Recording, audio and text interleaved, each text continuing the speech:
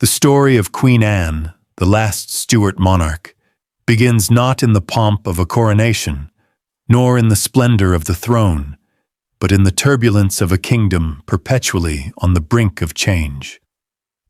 To understand Anne's world, we must first step back into the late 17th century, an England shaken by civil wars, revolutions, religious strife, and the unending question of succession. The Stuart dynasty itself had always been precarious. Since James VI of Scotland ascended the English throne in 1603 as James I of England, the family carried with them a heavy burden. They were monarchs who believed in divine right, ruling over a people who were increasingly restless, increasingly parliamentarian, increasingly determined to shape their own destiny. The Stuarts had presided over bloodshed, regicide, and exile, and though restored to their thrones in 1660 with the return of Charles II, the dynasty never truly found stability. By the 1670s and 1680s, the kingdom was a patchwork of tensions. Religion divided households and parliaments alike. Catholic and Protestant identities were not merely questions of faith, but of loyalty, survival, and national destiny. The wounds of the English Civil War had not healed. The memory of Oliver Cromwell's Commonwealth and the execution of Charles I lingered like a ghost over the monarchy. And the question of succession, always the question of succession, dominated the politics of the age. When Anne was born in 1665, England was in crisis. That very year, the Great Plague swept through London, killing tens of thousands. Only a year later, the Great Fire consumed the city, reducing vast swathes of the capital to ash and rubble. Anne's childhood unfolded against this backdrop of calamity and uncertainty. She was born the daughter of James, Duke of York, the younger brother of King Charles II. That alone would have shaped her destiny, but James's life and faith would add to the turbulence. For James was a Catholic, and in Protestant England, Catholicism was viewed with suspicion, fear, and often hatred. To many, the very idea of a Catholic monarch conjured images of tyranny, papal influence, and foreign domination. And yet James was the heir to the throne, the next in line after Charles II, who, despite his many mistresses and numerous illegitimate children, had produced no legitimate heirs. Thus, from her earliest days, Anne's life was bound up in the central conflict of her time: whether the Stuart monarchy could survive in a Protestant kingdom while resting on the shoulders of a Catholic heir. The court of Charles II, in which Anne grew up, was one of intrigue, brilliance, and contradiction. It was a court of wit and laughter, of theater and art, of great feasts and scandalous affairs. But behind the glitter lay insecurity.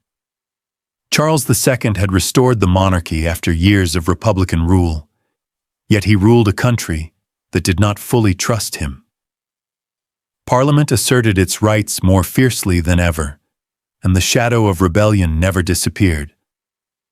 As a child, Anne would have seen both the pageantry and the fragility of kingship. She was raised with the trappings of royalty, but also with the knowledge that her family's hold on power was far from certain. Her education was steeped in the Protestant faith. Her uncle Charles and her father James agreed she should be raised in the Church of England, despite James's own Catholicism. This decision would later prove crucial, for Anne's Protestant upbringing gave her credibility and legitimacy in a country deeply fearful of Catholic domination. But before Anne could rise to the throne, England would face some of its greatest upheavals. The late 17th century was a time of revolution, not a single revolution, but a rolling wave of them, reshaping politics, religion, and monarchy itself. The first, of course, had been the Civil War of the 1640s, ending in the execution of Charles I and the rise of Cromwell. The second was the Restoration in 1660, bringing Charles II back to power. And yet even that restoration had not resolved the nation's divisions. In 1679, the exclusion crisis erupted. Parliament, dominated by fears of Catholic influence, attempted to exclude Anne's father James from the succession. Here we see the origins of the Whig and Tory parties, the two political factions that would dominate Anne's reign. The Whigs sought to block a Catholic monarch, to secure a Protestant succession. The Tories defended hereditary right, insisting that monarchy was sacred and inviolable, no matter the religion of the heir. This clash of principle and politics would shape Anne's entire life. Anne herself, still a young girl during these debates, could scarcely have understood the weight of events. But she lived them. She watched her father's position grow ever more precarious. She witnessed the fear and suspicion that surrounded his Catholicism. She experienced firsthand the tension between Parliament and Crown. These early impressions would linger with her, shaping the cautious, anxious, and often indecisive queen she would one day become. And then, in 1685, everything changed. Charles II died, converting to Catholicism on his deathbed. James, Duke of York, ascended as King James II. Suddenly, Anne was no longer simply the niece of a king. She was the daughter of the monarch, second only to her sister Mary in the line of succession. But James's reign was short and disastrous. His Catholicism, once a private matter, now became a public crisis. He sought to promote Catholics into positions of power, to grant them freedoms that Protestants viewed with alarm, and to govern in ways that seemed to bypass the authority of Parliament. The nation turned against him. In 1688, the Glorious Revolution swept him from the throne. His daughter Mary and her husband William of Orange were invited to rule in his place. For the first time in English history, a king was deposed not by war, but by Parliament's will, and monarchy itself was reshaped. No longer could a king or queen rule by divine right alone. They would rule by consent, their power limited, their authority shared. This was the England that Anne inherited, a kingdom no longer certain of its monarchs, a throne that rested not on bloodline alone, but on Parliament's acceptance. A nation torn between Whigs and Tories, between Protestant and Catholic, between old traditions and new liberties. And in the center of it all stood Anne, daughter of a Catholic king but a Protestant herself, sister to Mary II, brother-in-law to William III, and eventually, by twists of fate and the deaths of others, the last surviving Stuart with a claim to the throne. Her reign would not be one of dazzling spectacle or brilliant charisma. Anne was not Elizabeth I, commanding a golden age of culture and victory. She was not Charles II, dazzling with charm and scandal. She was, instead, a quieter, more reserved monarch, plagued by ill health, personal tragedy, and the relentless politics of her time. And yet, her reign would prove decisive. Under Anne, the kingdoms of England and Scotland became one.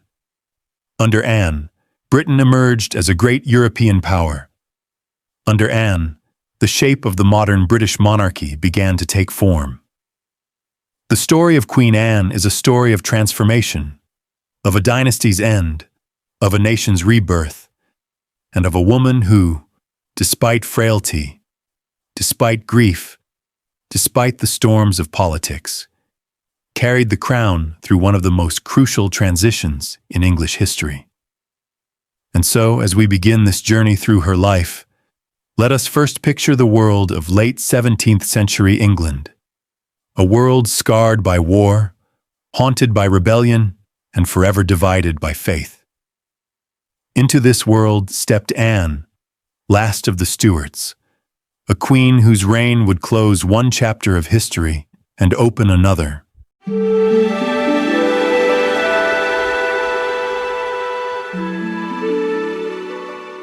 To truly understand Queen Anne, the monarch who would become the last of the Stuart dynasty, we must first return to her earliest days, when she was not yet a queen, nor even an heir of great significance, but simply the daughter of a duke.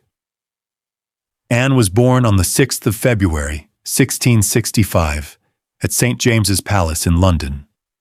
Her father was James, Duke of York, the younger brother of King Charles II, and her mother was Anne Hyde, the daughter of Edward Hyde, Earl of Clarendon, one of the most influential statesmen of the Restoration.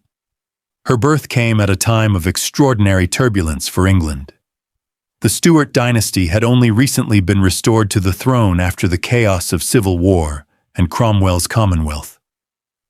The monarchy was back, but its foundations were uneasy, balanced precariously between tradition and a parliament unwilling ever again to yield total authority to a king. Into this fragile restoration, Anne's arrival was both celebrated and overshadowed. She was not the king's daughter, not yet a figure of national destiny, but she belonged to a family whose every member was entangled in the political and religious turmoil of the age. Anne was the couple's second surviving child. Her elder sister Mary, born in 1662, would grow to share the burdens of dynasty with her, and together they would shape the future of the Stuart line. But at the time of Anne's birth, the family's prospects did not seem especially grand. Charles II, though married, had no legitimate heirs, and his numerous mistresses filled the court with scandal and laughter rather than stability. That meant the line of succession ran through James, Duke of York, and in time, through his daughters, Mary and Anne. But before Anne could comprehend such matters of state, her childhood would be marked by fragility of health, of family, and of faith. The year of Anne's birth, 1665, was not a year of joy and stability for England, but a year of dread, calamity, and whispered prayers. London, the city of kings and merchants, poets and preachers, was gripped by a terror that seemed biblical in its proportions. It was the year of the Great Plague, the deadliest visitation of pestilence since the Black Death of the 14th century. The city's streets, usually bustling with cries of market sellers and the chatter of apprentices, fell silent. Bells tolled endlessly as carts rolled through narrow lanes, their wooden wheels grinding over cobblestones slick with rain and waste. On those carts lay bodies shrouded in rough cloth, piled one upon another, to be carried to the ever-deepening pits at the edges of parishes. Painted on the doors of infected homes were the words, "Lord, have mercy upon us," marked with a red cross that struck fear into every passerby. The air itself was thought poisoned. Doctors, clad in their eerie bird-like masks stuffed with herbs, moved through the city like grim specters. Families who could afford to do so fled into the countryside, abandoning the capital to silence and decay. Shops closed, the theaters went dark, trade dwindled. Even the strong and wealthy could not escape the creeping dread of infection. And yet, within this dark season, the Stuart dynasty carried on. Behind the fortified walls of St. James's Palace, the infant Anne lay in her cradle, a child of fragile constitution in a fragile world. Though her family did all they could to shield her from exposure, the sense of mortality could not be shut out. She was born into a kingdom where death walked the streets openly, where faith and fear intertwined, and where the monarchy itself bore the scars of instability. Anne was a delicate baby, prone to sickness, her body seemingly mirroring the weakness of the nation around her. From her earliest months, her health worried those who watched her grow. She suffered from weak eyes, a condition that made it difficult for her to read in the dim, candlelit rooms of Stuart palaces. This affliction would stay with her all her life, forcing her to strain against light and squint to see the words of prayer books and scriptures. It gave her a gentle, cautious demeanor, one born not of choice, but of necessity, for frailty was her constant companion. But if 1665 had brought plague, the next year would bring a calamity even more dramatic, a spectacle that seared itself into the memory of every living Londoner. In September of 1666, when Anne was still only a small child, London was struck by the Great Fire.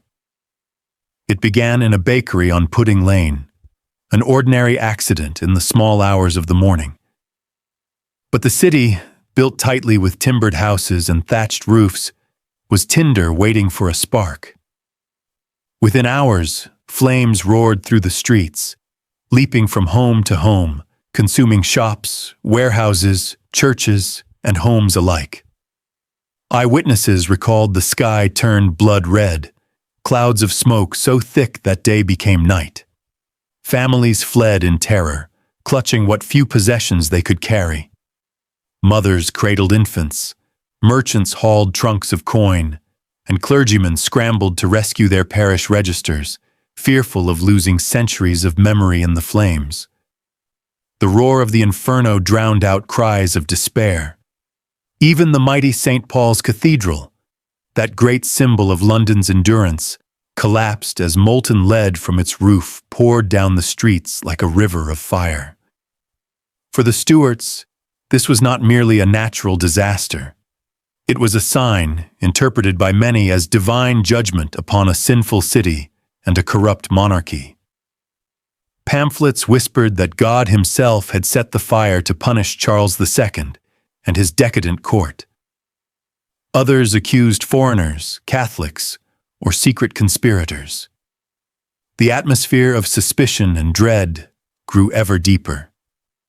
Anne herself, still in her cradle, was far too young to comprehend the terror unfolding beyond the palace walls. But as she grew, she was raised in the aftermath of catastrophe. London rebuilt itself from ashes. Streets were widened, stone replaced timber, and Sir Christopher Wren's plans for a new St. Paul's would eventually rise as a symbol of resilience. Yet for Anne's generation, the scars of plague and fire lingered in memory, shaping a worldview where death, disaster, and divine providence walked hand in hand. It is worth imagining the impression these twin catastrophes made upon the psyche of the young princess. Though she had been shielded from the immediate horrors, she was surrounded by their consequences. Parents whispering of loss, servants recounting tales of fiery skies and pestilent streets, preachers thundering that God's wrath had fallen upon England. Anne's childhood world was one in which human life appeared fragile, unpredictable, and fleeting. And indeed, that fragility became the defining note of her own existence. She was not the vigorous, commanding figure of Elizabeth I, nor the flamboyant, charismatic king her uncle Charles II pretended to be. She was instead a child of calamity, marked early by sickness, overshadowed by death, and born into a dynasty where survival itself could never be taken for granted. As Anne grew older, the memory of these disasters, absorbed through stories, sermons, and the very shape of the rebuilt capital, infused her character with caution, piety, and a deep sense of dependence on God's will. The lessons of plague and fire were clear. Life was fragile, the world uncertain, and the hand of providence ever present. These would be the guiding truths that carried her forward, from the nursery of St. James's Palace into the fraught politics of the Stuart succession. In Anne's infancy, therefore, we see more than just the early years of a royal child. we see the reflection of an entire nation's struggles, a kingdom scarred by pestilence and flames, yet determined to endure. And in that endurance, Anne too would one day find her strength. Anne's character, her temperament, and even the course of her future reign were profoundly shaped by the two most important figures in her early life. Her father, James, Duke of York, and her mother, Anne Hyde. Though they shared the same household, their influences on young Anne were strikingly different, almost opposite in nature, and together they created the complex foundation upon which the last Stuart queen would stand. James, Duke of York, was a man of contradictions. He was a soldier by nature, raised with the discipline and decorum expected of a Prince of England.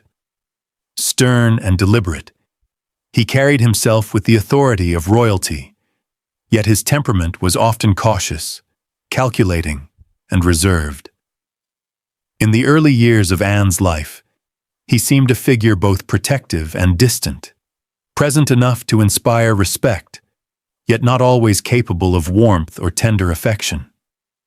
It was James's conversion to Catholicism that would cast the longest shadow over his daughter's childhood and over the kingdom itself. Though he had been raised in the Church of England, James gradually embraced the Catholic faith, a decision that would define his political life and ultimately cost him the throne. To Anne, this conversion was both a source of security and a potential threat. On one hand, he was her father, a prince of the realm, the embodiment of duty and familial loyalty. On the other hand, he represented a dangerous religious allegiance in a Protestant kingdom deeply suspicious of Catholic influence. In her early years, Anne would have absorbed, consciously or unconsciously, the tension surrounding her father, the careful navigation between devotion and the precarious politics of faith. James's presence at court was often intimidating. He moved through the halls with a measured dignity, surrounded by advisors and attendants who whispered constantly about loyalty, succession, and religion. For Anne, even as a child, there would have been a sense that her father's favor or disfavor mattered, that her own actions were observed not only as the behavior of a child, but as the potential reflection of a future dynasty. She learned early on the weight of authority, the power of scrutiny, and the delicate balance required to maintain both family honor and political safety. If James instilled caution and discipline, it was her mother, Anne Hyde, who provided warmth, guidance, and emotional grounding. Anne Hyde was not a foreign princess, sent to England with the trappings of diplomacy. She was an Englishwoman, the daughter of Edward Hyde, Earl of Clarendon, a man who wielded immense influence during the Restoration.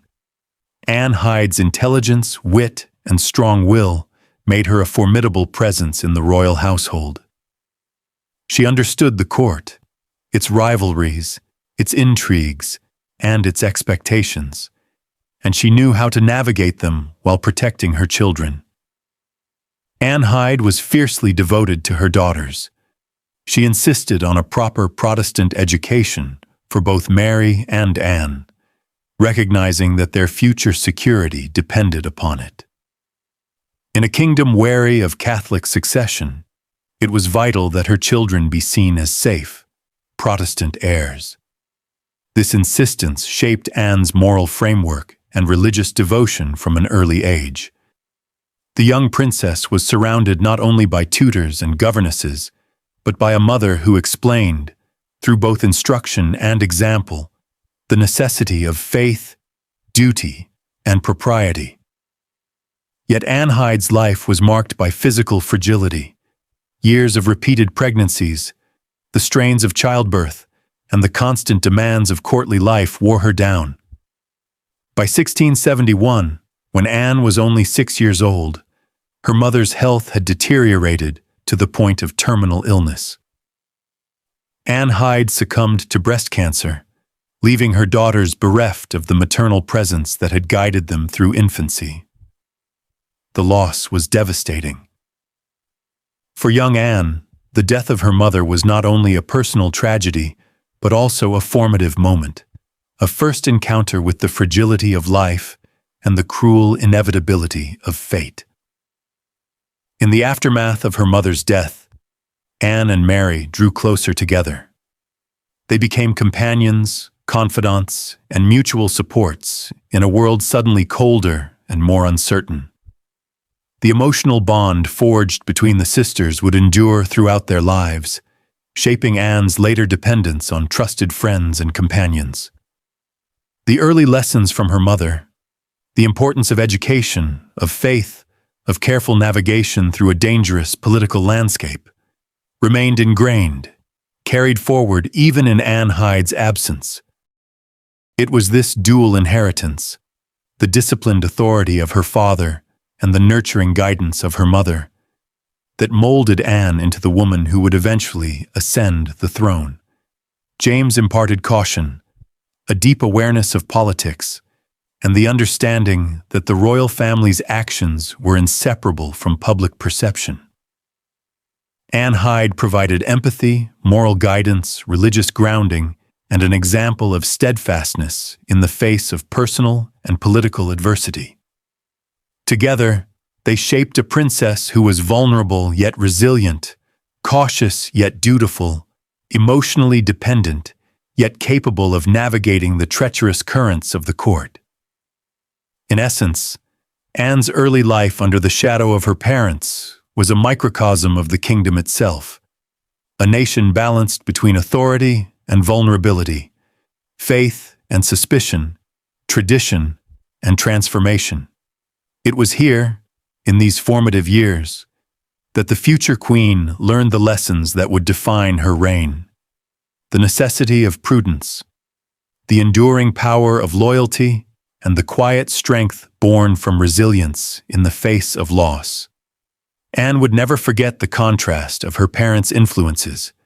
The sternness of James reminded her of the weight of duty. The warmth of Anne Hyde reminded her of the value of love and empathy.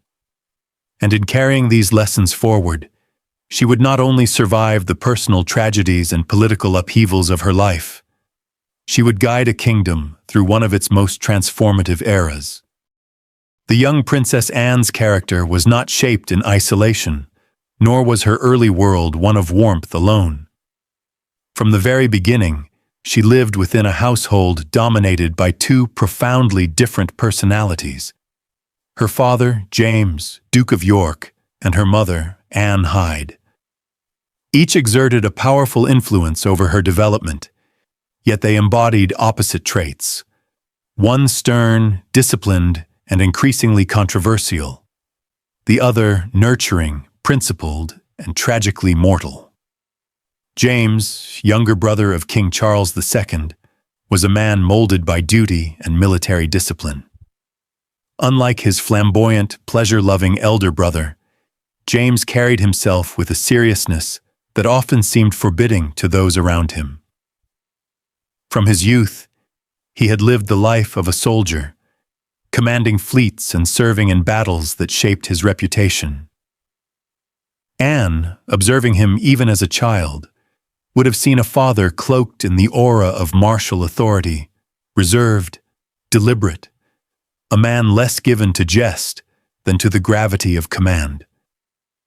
But it was not his soldier's nature that would leave the deepest mark on Anne. It was his religious conviction. Raised, like all Stuart children of his generation, in the Church of England, James gradually found himself drawn to the rituals, traditions, and teachings of Catholicism. This conversion was slow, deliberate, and secretive at first. But once made, it became the defining feature of his life. In a Protestant nation still haunted by the memory of Bloody Mary, the Gunpowder Plot, and civil wars steeped in religious division, James's Catholicism was not merely a personal choice. It was a political provocation, a source of suspicion, and eventually the cause of his downfall. For Anne, growing up in the shadow of this conversion was confusing. She loved her father as a child naturally would, yet she was never able to forget that the wider kingdom regarded him with unease. Whispers of papist sympathies echoed through court corridors. Protestant preachers warned of the dangers of Rome. To the outside world, James embodied the threat of absolutism, the fear that England might yet be dragged back under Catholic rule. To Anne, however, he remained her father, stern, protective, sometimes distant, but undeniably her own. It was from James that she learned the lesson of caution, that public reputation and private conviction were not always aligned, and that to survive in politics one must tread carefully between loyalty to family and loyalty to crown. In contrast to James's severity stood Anne Hyde, the princess's mother.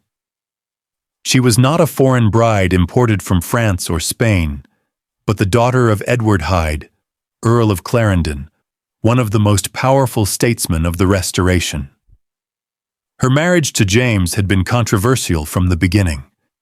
She was no royal by birth, but she possessed qualities that quickly won her respect: intelligence, determination, and an ability to navigate the treacherous waters of court intrigue. Anne Hyde was a woman of principle and great strength of character. She was neither timid nor submissive. She could argue, debate, and stand firm even against her husband when she felt it necessary. For her daughters Mary and Anne, she became the model of resilience. More importantly, she recognized early on that their survival in the dangerous game of dynastic politics would depend upon their faith.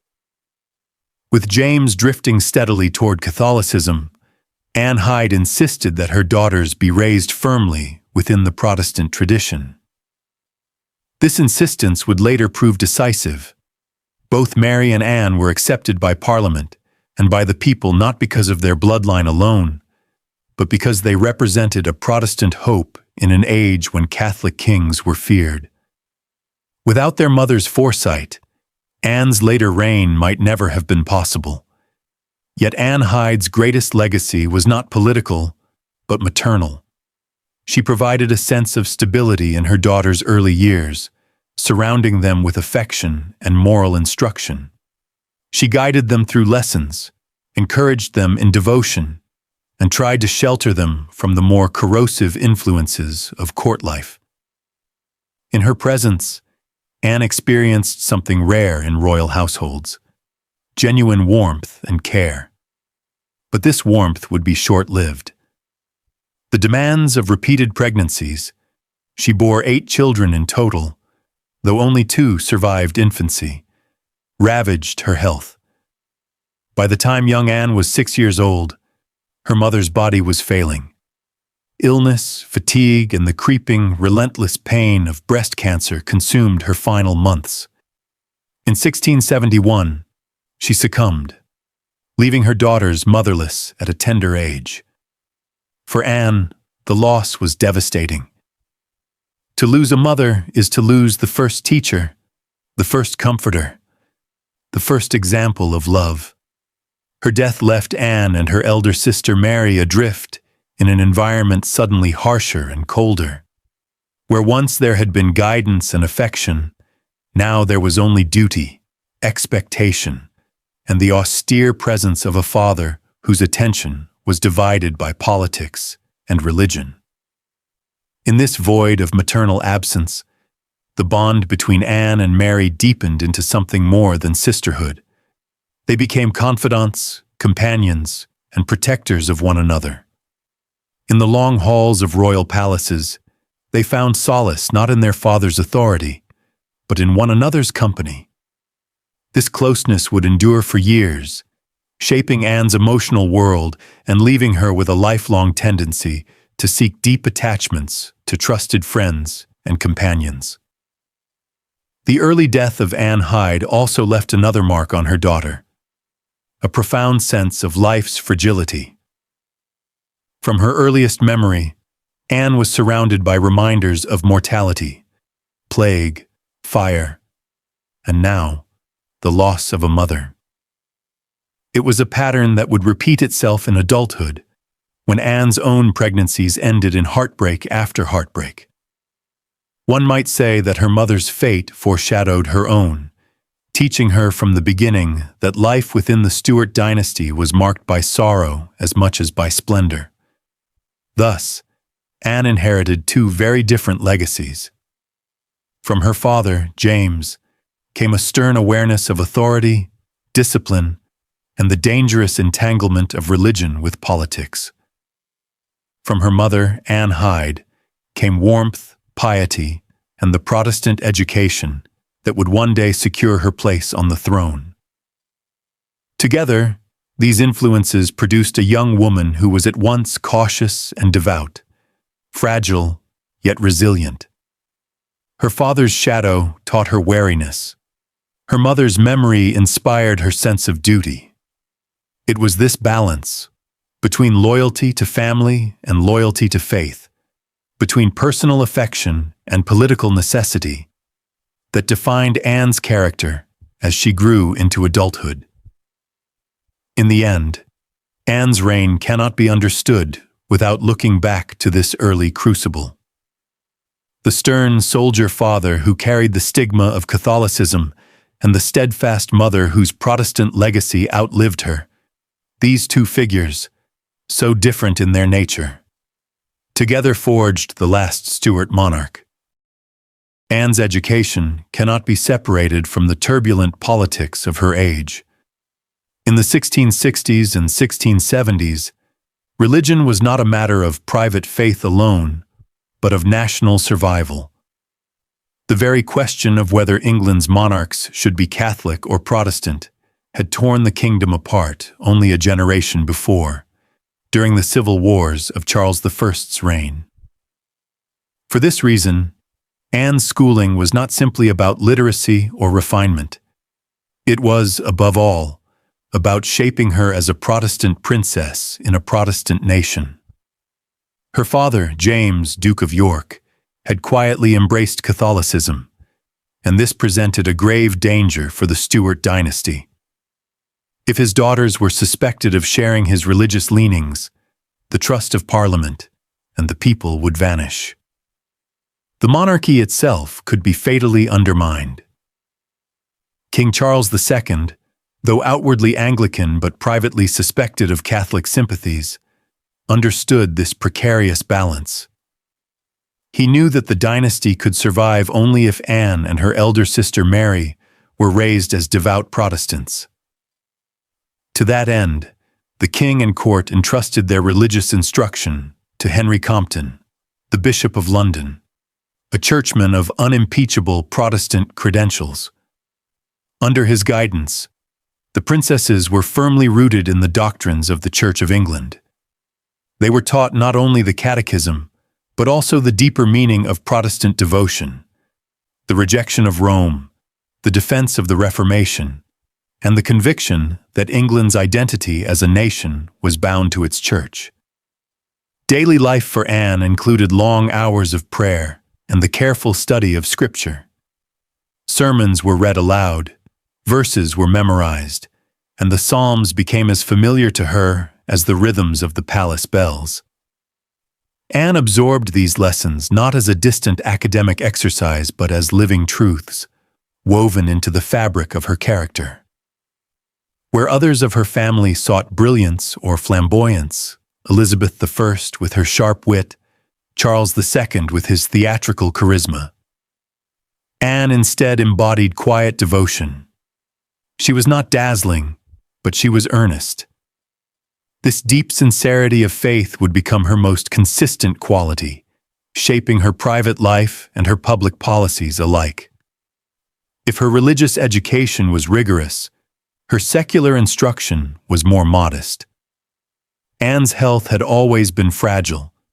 She suffered from poor eyesight that made reading difficult, and her tutors often had to limit her hours of study. Unlike her sister Mary, who took to learning with greater ease, Anne struggled to keep pace. She was taught to read and write competently, to recite scripture, and to compose basic correspondence. She received instruction in French, the language of diplomacy and the European courts, though she never mastered it fluently. Music and dancing formed an important part of her upbringing, as they did for most royal children, preparing her for the formal pageantry of court life. Yet Anne never became celebrated for her intellectual brilliance or for polished cultural accomplishments.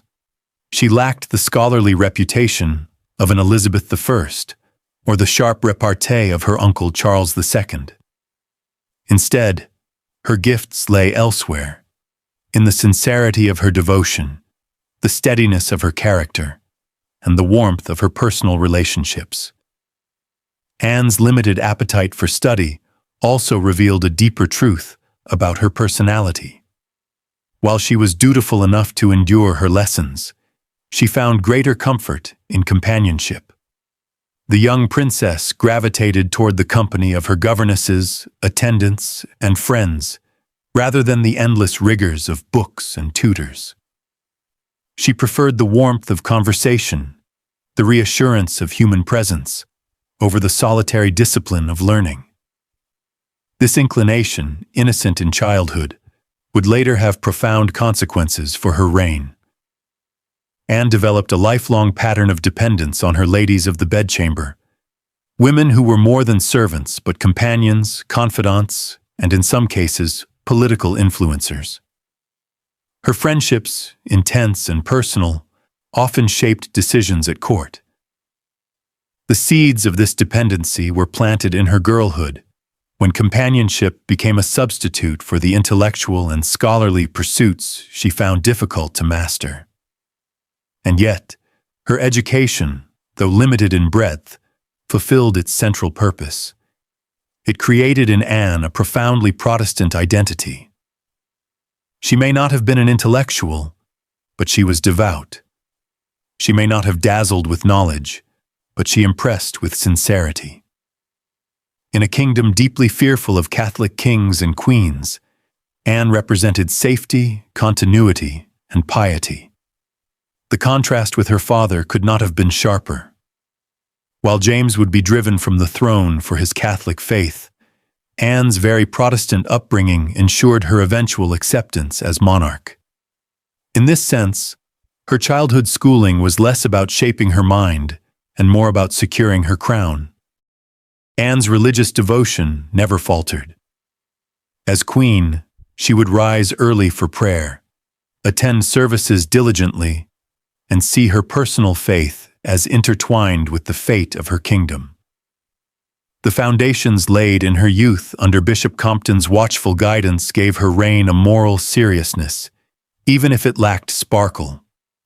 Her modest education, her quiet piety, and her preference for human companionship over scholarship all made her a queen unlike any other of her dynasty.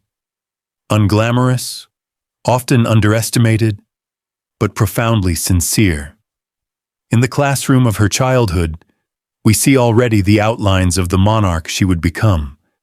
Not brilliant, not theatrical, but steadfast, devout, and deeply human. Anne's early years unfolded within the restless and glittering world of the Stuart court.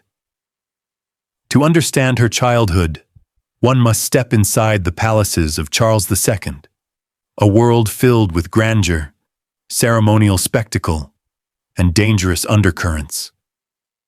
It was a place where power was always contested, where morality often gave way to indulgence, and where children like Anne and her sister Mary learned to navigate a treacherous maze of appearances. The court of Charles II, restored to the throne in 1660 after years of civil war and Cromwellian rule, was like no other in English history. After a decade of Puritan severity, the Restoration Court exploded with theatricality, color, and decadence. Masks and plays filled the palace halls. Actors, poets, and musicians mingled with noblemen and courtiers. Charles himself, charming, witty, and indulgent, cultivated an atmosphere of pleasure, wit, and sensuality.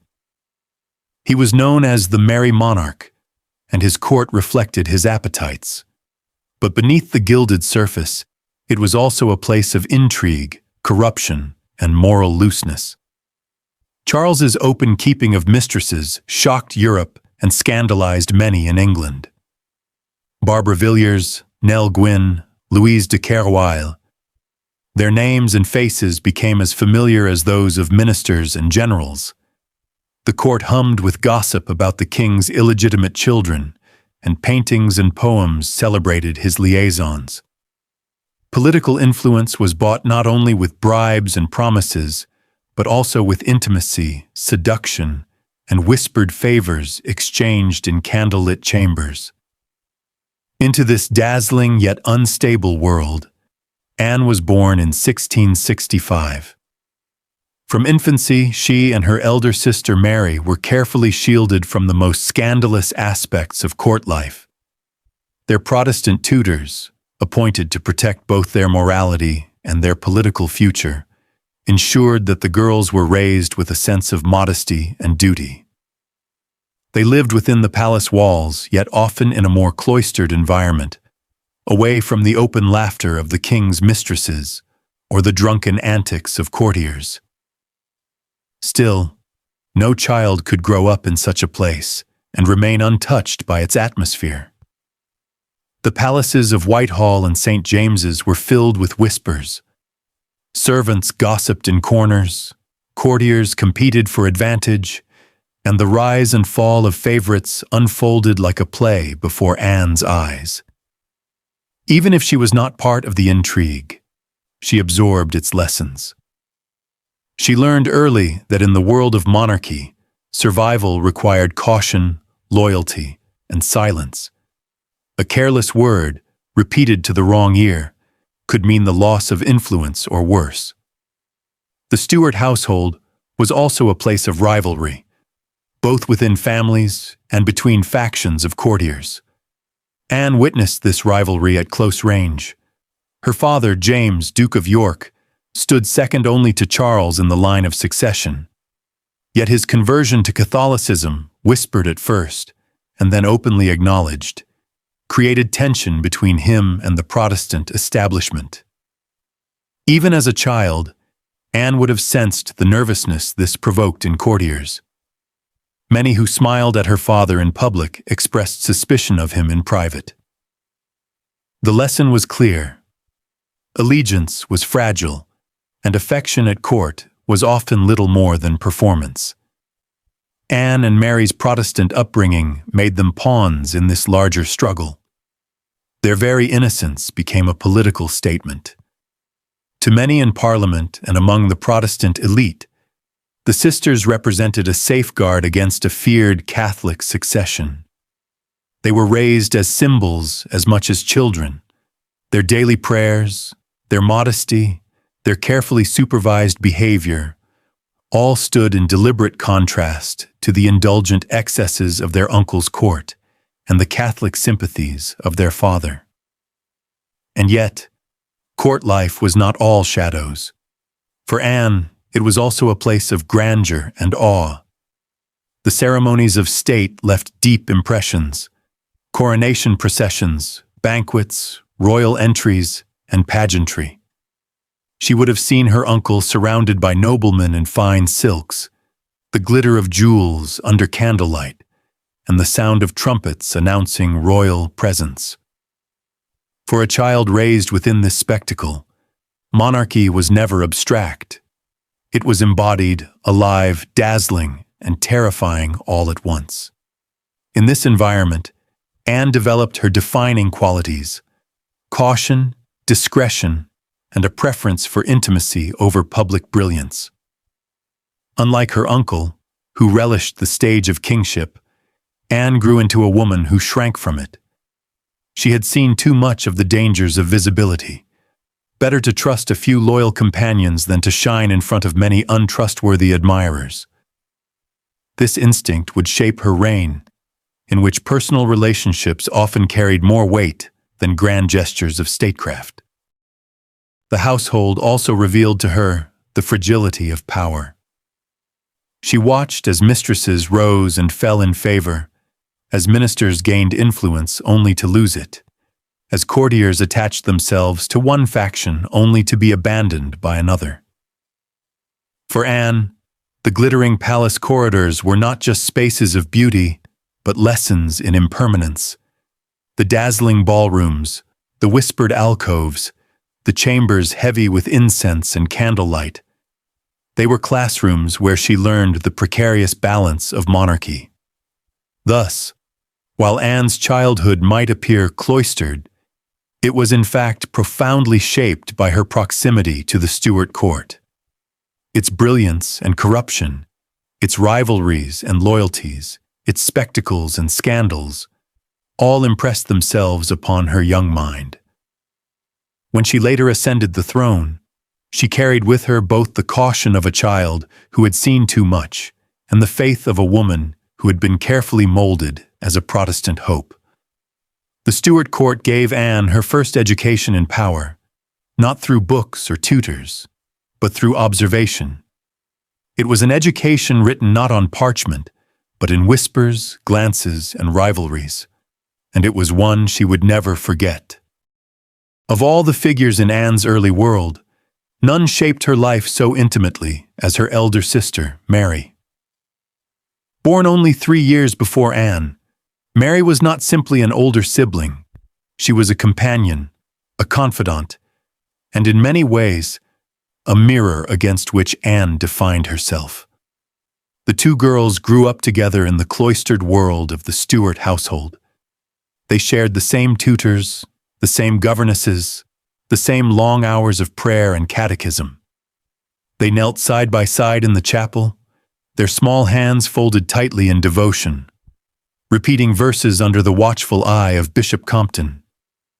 They studied the same lessons, though Mary's quick mind often grasped them with more ease, while Anne struggled with her eyesight and her bouts of poor health.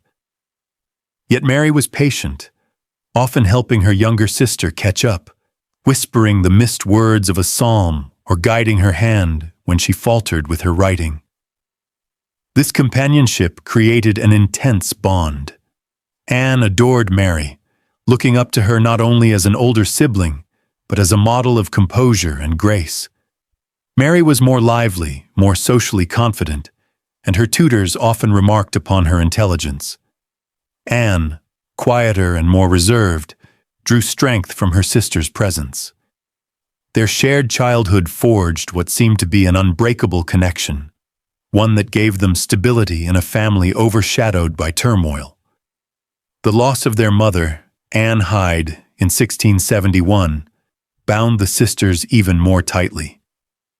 They were still young, Mary not yet 10, Anne just 6, and suddenly bereft of maternal comfort. Their father, James, Duke of York, was affectionate in his way, but absorbed by military duties and later by the turbulence of his conversion to Catholicism. Their uncle Charles II, though fond of them, was a distant figure, absorbed in the pleasures and politics of his court. For Mary and Anne, the absence of parental guidance left them clinging to one another. In moments of grief, they sought each other's company, two children trying to find security in an unstable household. The atmosphere of the Stuart court heightened their closeness. They were surrounded by intrigue, scandal, and shifting loyalties. Within that unpredictable environment, their companionship was a sanctuary. They gave each other nicknames, played private games, and whispered secrets in the corners of their chambers. Servants observed that the girls seemed inseparable, their bond so strong it softened the loneliness of palace life. Yet even in childhood, the outlines of difference were present. Mary was admired for her beauty, with her tall figure and expressive eyes, while Anne, shorter and plainer, was often overshadowed. Courtiers who came into their presence would remark upon Mary's charm, her readiness to engage, and Anne's more hesitant, cautious demeanor. Anne felt this difference keenly, though she rarely voiced it. Instead, she leaned into the safety of Mary's affection, content to let her sister take the spotlight. As they grew into adolescence, the divergence between them widened. Mary, at the age of 15, was married off to William of Orange, a Protestant prince from the Netherlands.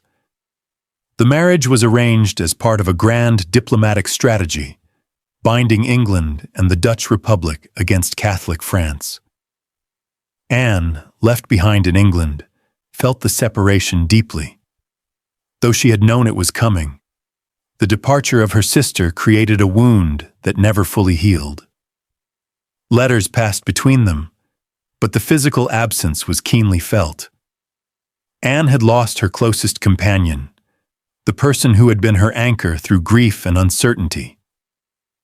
Their correspondence during these years reflects both tenderness and difference. Mary wrote with affection, but also with a new sense of authority, as if her role as William's consort elevated her above the childlike intimacy they once shared. Anne, meanwhile, wrote in a tone that blended sisterly devotion with longing. She missed the laughter, the whispered confidences, the shared prayers. The bond endured, but it was no longer the same. This emotional distance became even more complicated with the political transformations of the 1680s. Their father, James, ascended the throne as James II in 1685, openly declaring his Catholic faith. This placed his daughters, both devout Protestants, in a perilous position. For Mary, living abroad with William, it meant being drawn into the center of European Protestant politics. For Anne, still in England, it meant navigating the tension between loyalty to her father and devotion to her faith. When the Glorious Revolution of 1688 erupted, this sisterly bond was tested to its breaking point. Mary and William landed in England, not simply as relatives but as invaders, determined to depose their own father. Anne, caught in the middle, made the agonizing choice to side with her sister and brother-in-law, abandoning her father's cause. It was a decision that shattered her relationship with James and left scars on her conscience. But it also revealed the depth of her loyalty to Mary, or perhaps more precisely, to the Protestant cause Mary embodied. Yet even after the revolution succeeded and Mary and William were crowned joint monarchs, the closeness of the sisters began to erode. Mary, once Anne's beloved companion, now viewed her sister through the lens of political responsibility. She expected Anne to align fully with her policies, to show deference not only as a sibling, but as a subject. Anne, however, had developed her own loyalties, particularly to her beloved confidant Sarah Churchill, whose influence over her often clashed with Mary's expectations. The warmth of their childhood gave way to coolness, and eventually to open conflict. Letters grew colder, meetings more formal. Mary accused Anne of disloyalty. Anne bristled at her sister's interference in her private affairs. The bond that had once been their refuge now became strained, distorted by the pressures of monarchy. When Mary died of smallpox in 1694, Anne was devastated. Despite the tensions of their adult relationship, the loss was profound. She wept bitterly, grieving not only the queen but the sister who had once been her closest friend and confidant. For Anne, Mary's death closed a chapter of her life that could never be reopened. In many ways, the story of Anne and Mary is the story of love entangled with power. Their childhood closeness, their shared prayers and whispered games, was genuine and heartfelt. But as daughters of a king, they were never free to remain simply sisters. Politics intruded, shaping their destinies, their loyalties, and ultimately their relationship to one another. Anne carried the memory of Mary with her always, even as queen in her own right. She could never forget the bond of those early years, a bond that, though tested and broken by politics, had once been her strongest anchor in a world of uncertainty. From the earliest days of her childhood, Anne's life was shadowed by frailty. While her sister Mary grew with relative vigor and confidence, Anne was noted by her attendants as delicate, often unwell, and physically less robust. She suffered from weak and inflamed eyes that caused her pain when reading or exposed to bright light. She endured frequent colds and recurring fevers, ailments that in the 17th century were never taken lightly. Even the smallest infection could spiral into life-threatening illness.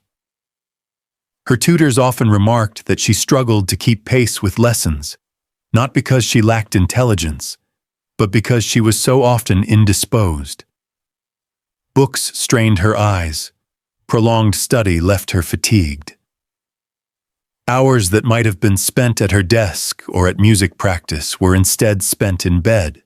Her chambers darkened, while attendants brought broths, herbs, and hot cloths to ease her pain. These early interruptions left a lasting imprint on Anne's education and her self-image. Unlike Mary, who grew into a woman admired for her charm and intelligence, Anne came to see herself as weaker, slower, and in need of constant support. Medical knowledge at the time was rudimentary.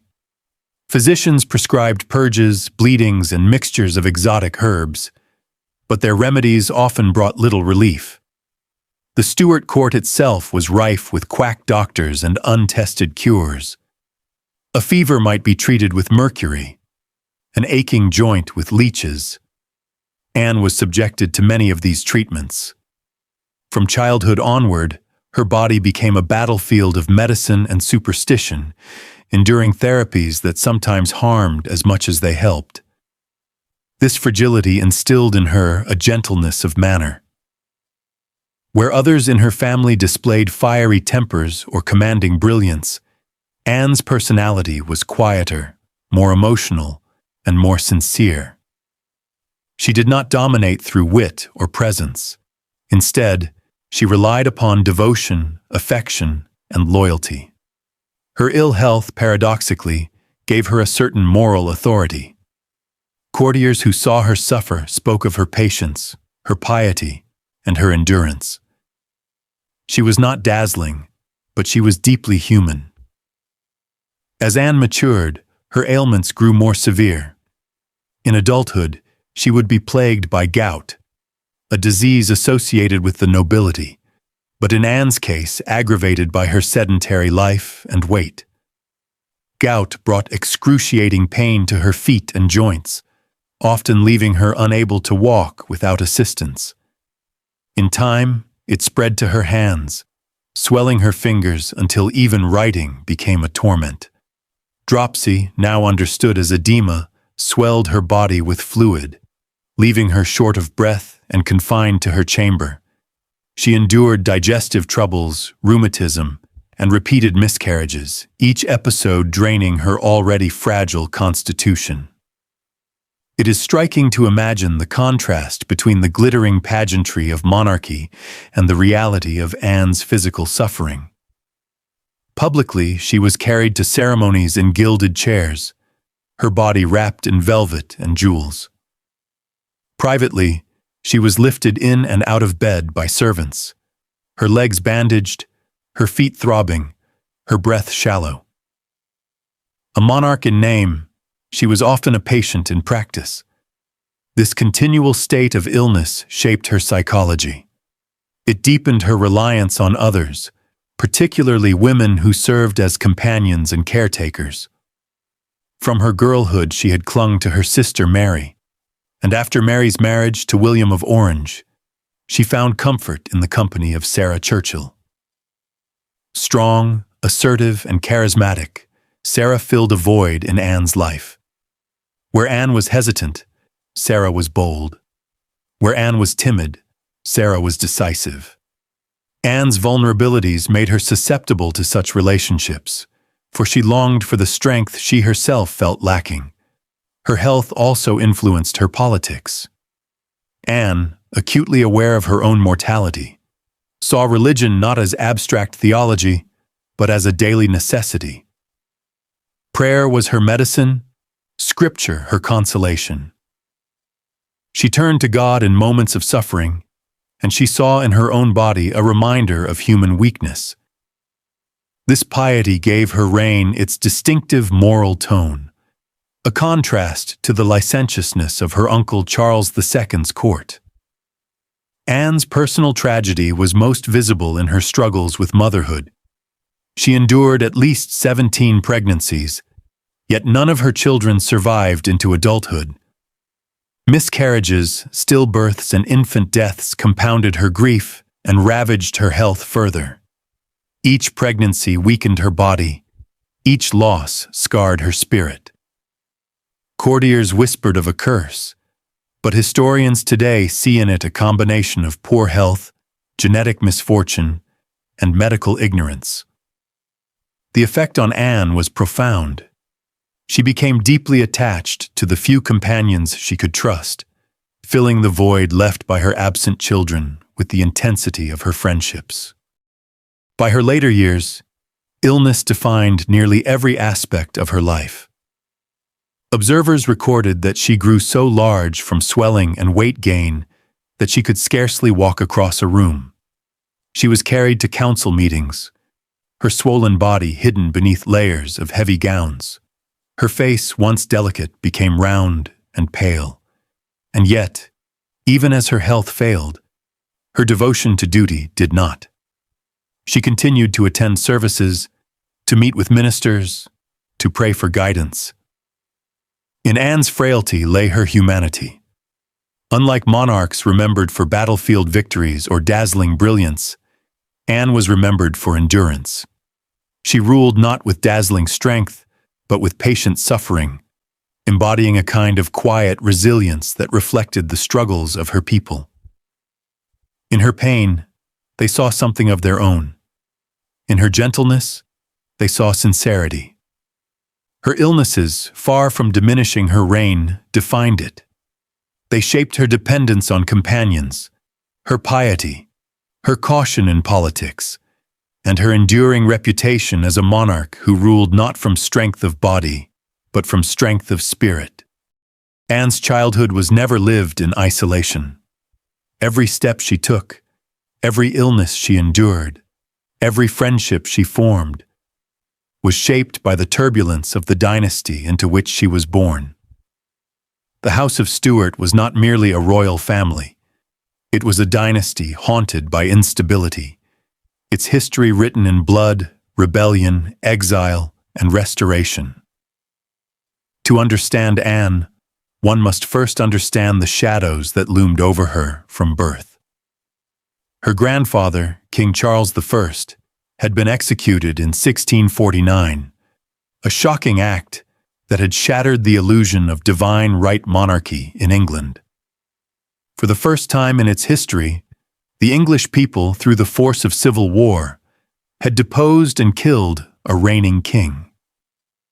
The trauma of that execution haunted the Stuart family like a specter. In palaces and drawing rooms, in whispered stories told to young Anne and Mary, the memory of their grandfather's beheading was both a warning and a burden.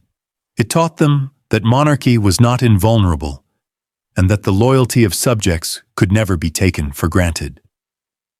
When Anne's uncle Charles II was restored to the throne in 1660, the monarchy was brought back with pomp and celebration. Yet the scars of the civil wars had not healed. Charles was witty, charming, and loved for his courtly brilliance, but his reign left behind a bitter problem. He had no legitimate heirs. Though he fathered many illegitimate children, often elevating them to noble titles, none could inherit the crown. This reality meant that the succession would fall to his brother, James, Duke of York, Anne's father. And it was here that the storm clouds gathered. James was openly Catholic in a realm that had long since declared itself Protestant. Since the days of Henry VIII and Elizabeth I, religion had been tied to identity, law, and politics. Catholicism was associated with foreign influence, with Spain and France, and with the threat of tyranny. The English remembered the fires of Mary I's reign, when Protestants had been burned at the stake, and they had no desire to return to that terror. James's Catholicism was more than a private devotion. It was a national crisis. For Parliament, for the Church of England, and for many of Anne's future subjects, a Catholic king was intolerable. Anne's earliest memories were formed against this backdrop of suspicion and division. Pamphlets circulated in taverns and coffeehouses, mocking the Stuarts, warning of popish plots, and inflaming the public's fear of Catholic power. Whigs and Tories, the two great political factions of the age, sharpened their arguments around the question of succession. The Whigs argued that a Catholic monarch should never sit on the throne, for it threatened both church and liberty. The Tories countered that hereditary right was sacred, and that tampering with succession was dangerous rebellion in disguise. Though Anne was only a child, she was caught in this great storm. She was educated in the Church of England, deliberately distanced from her father's Catholicism. Parliament insisted upon it, and so her tutors were chosen carefully, men and women loyal to the Anglican faith, determined to root her in Protestant piety. Every prayer she recited, every hymn she sang, was as much political as spiritual. In her very upbringing, she became a symbol of Protestant hope, even before she understood what that meant. The Stuart court itself reflected these tensions. Charles II's court was notorious for its extravagance, masks, feasts, gambling, and affairs. Yet behind the glitter, paranoia simmered. The exclusion crisis of the late 1670s saw Parliament attempt to exclude James from the line of succession because of his Catholicism. The debates were ferocious. Some wanted to crown Charles's illegitimate but Protestant son, the Duke of Monmouth.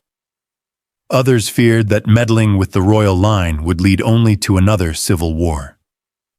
Charles himself resisted Parliament's attempts, standing firm on the principle that monarchy was hereditary, not elective.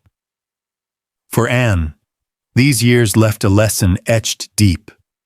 The crown was fragile, balanced on the razor's edge of politics and faith. As she grew older, Anne saw the personal cost of these disputes. Her father, increasingly isolated, was forced to rely on foreign Catholic allies. Her uncle Charles, though protective, could not shield the family from public hostility. Even her sister Mary's marriage was political, a union with William of Orange, the staunch Protestant leader of the Dutch Republic, designed to strengthen Protestant alliances against France. Anne was thus raised not only as a daughter and sister, but as a dynastic pawn in the great chessboard of European politics. Every moment of her youth was infused with this tension.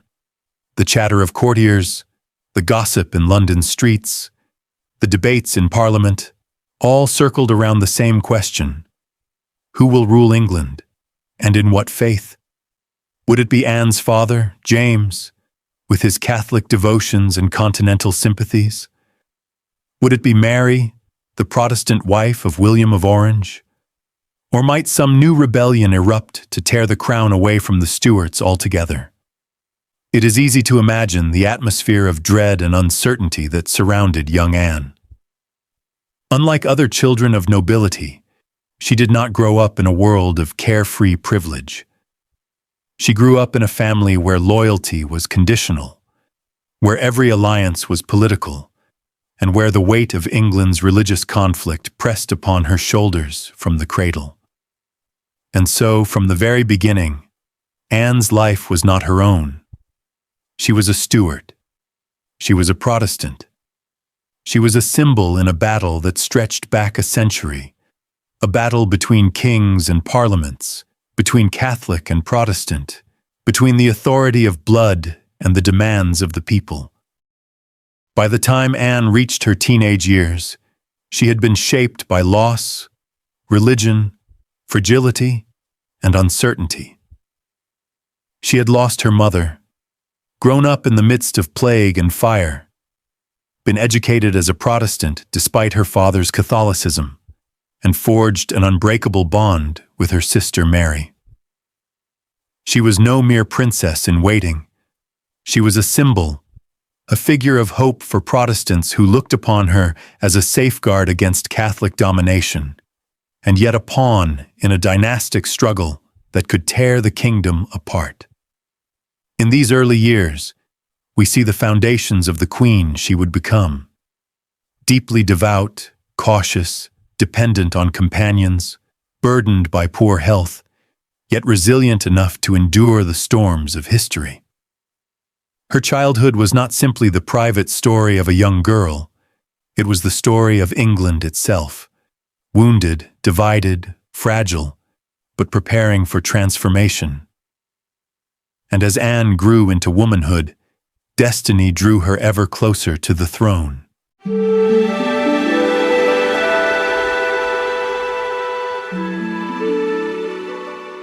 The Glorious Revolution of 1688 to 1689 was one of the most decisive turning points in British history, a moment when monarchy itself was reshaped, and when Anne, the younger daughter of James II, found herself pulled between loyalty to her father and loyalty to her country, her faith, and her destiny. By the mid-1680s, England was a kingdom balanced precariously between hope and dread. The death of Charles II in 1685 brought his younger brother, James, Duke of York, to the throne as King James II of England and the 7th of Scotland. At first, his accession was met with cautious acceptance. Many in the realm, weary of decades of civil war, regicide, restoration, and religious quarrels, dared to hope that James would rule with restraint. He was, after all, the lawful heir, and dynastic legitimacy still mattered profoundly. But beneath that surface calm, old anxieties stirred. James was a man defined by conviction rather than compromise. Where Charles II had been charming, pragmatic, and often evasive, James was blunt, determined, and openly committed to his Catholic faith. That commitment was not something he concealed. Indeed, it was something he wore as a badge of honor. At first, many hoped he might follow the model of a constitutional monarch, a king willing to govern within the frameworks of law, tradition, and parliamentary consent. But James had no taste for half measures. He began to remake the kingdom in his own religious image, using the crown's prerogatives to push beyond the limits of law and custom. He appointed Catholics to high office in the military, placing men of his faith in positions of command over Protestant troops who resented and distrusted them. He filled seats in universities and government with Catholic loyalists, undermining long-held Anglican privilege. He overruled centuries of statute law to extend toleration to Catholics, not through Parliament, but by royal decree, a chilling reminder of absolutist power. Worse still, James dismissed judges who refused to bend to his will, corrupting the judiciary into an instrument of royal command. He raised and maintained a standing army, commanded in part by Catholic officers. For a kingdom that still remembered the civil wars of the 1640s, the very sight of such an army looked like a threat, an attempt to impose tyranny at the point of a sword. Across the Channel, the example of Louis XIV of France loomed ominously. The Sun King's France was Catholic, centralized, and absolute, a realm where royal power knew few limits and dissenters were crushed. To many in England, James seemed determined to lead them down the same path. A monarch who would extinguish liberty, muzzle Parliament, and place the Church of England in chains. Even old divisions began to dissolve in the face of his policies. Whigs and Tories, bitter rivals for decades, found themselves united in suspicion. To the Whigs, James was a tyrant in the making. To the Tories, he was a king jeopardizing the very Protestantism they had sworn to defend. The fear was not only for politics, but for the soul of the nation itself. By the late 1680s, whispers of discontent filled London's taverns, coffeehouses, and marketplaces. Pamphlets denouncing James circulated in secret. Sermons from pulpits urged vigilance. In the countryside, parish gentry and farmers alike shook their heads in unease. The king's policies were not merely unpopular. They were eroding the fragile trust between monarch and subject, the trust upon which the Stuart dynasty's survival depended. The storm clouds were gathering, slowly but inexorably, and in the heart of that storm was a king determined not to yield, and a kingdom no longer willing to bend. For Princess Anne, the glorious revolution was not a distant clash of politics, but a deeply personal torment. To the world, James II was the King of England, Scotland, and Ireland, but to Anne, he was also her father. That bond of blood could not easily be set aside, and yet it collided painfully with the very foundation of her being. Her faith, her identity, her duty to God and country. From her earliest years, Anne had been molded by the expectations of a Protestant nation. Parliament, wary of Catholic influence within the royal family, ensured that her education was placed firmly in Anglican hands. Her tutors were chosen not merely for their scholarly ability, but for their steadfast loyalty to the Church of England. Every lesson, every prayer, every psalm reinforced a single truth: that her destiny was bound to the defense of the Protestant cause. Anne herself was a devout woman by temperament. She found solace in the rhythms of worship, the steady cadence of the Book of Common Prayer, and the security of the Anglican sacraments. Faith was not, for her, a cloak of convenience or a political mask. It was the anchor in her turbulent life, a source of stability amidst poor health, personal loss, and the shifting tides of court intrigue. For Anne, to be Protestant was not simply to conform to expectation. It was to live authentically, to remain true to herself. And yet, across the palace corridors, her father was leading England down a path she could not follow. James II filled his household with Jesuit priests, welcomed Catholic courtiers into positions of prominence, and began to reshape the kingdom in a manner that felt foreign, even threatening, to his Protestant subjects. To many, these were not reforms, but provocations, reminders of the long, bitter memory of Marian persecutions, and warnings of what might yet return under a Catholic sovereign. Anne, watching from within the royal household, felt that same unease grow steadily heavier in her heart.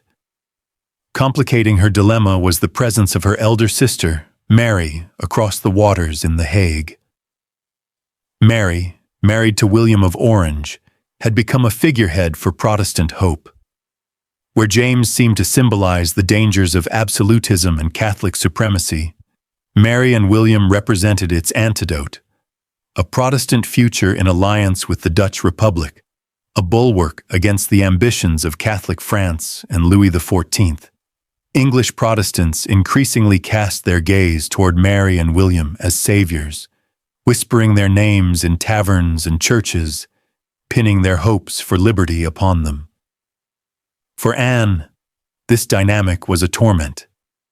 Her sister had become a beacon of light for Protestant England, yet that light cast a shadow upon their father.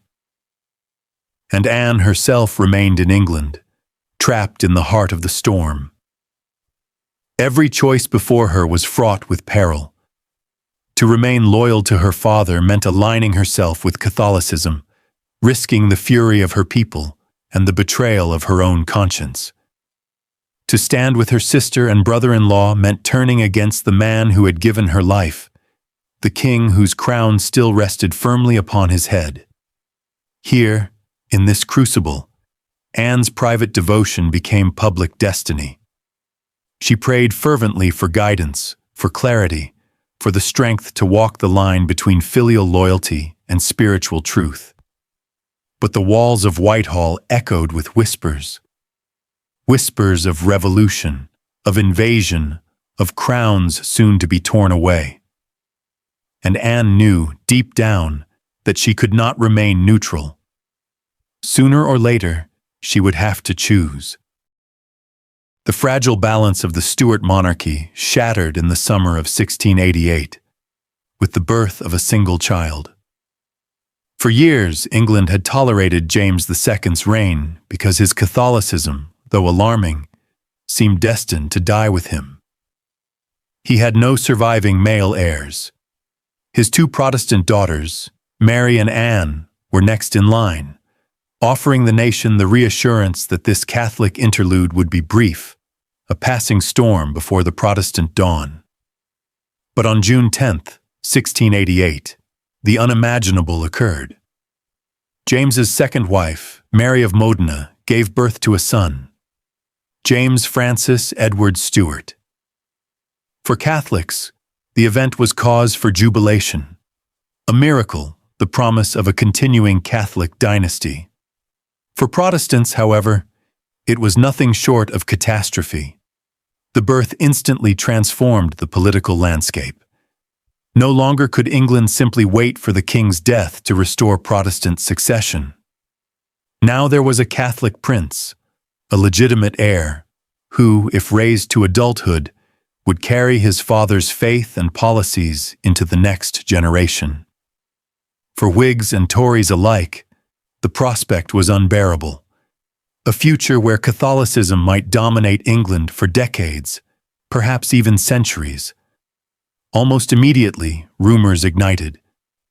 Pamphleteers seized upon the nation's fear and suspicion, spreading a story so sensational that it echoed through taverns, coffeehouses, and palace corridors alike. That the newborn child was not the Queen's son at all, but an impostor. A baby smuggled into the Queen's bedchamber in a warming pan.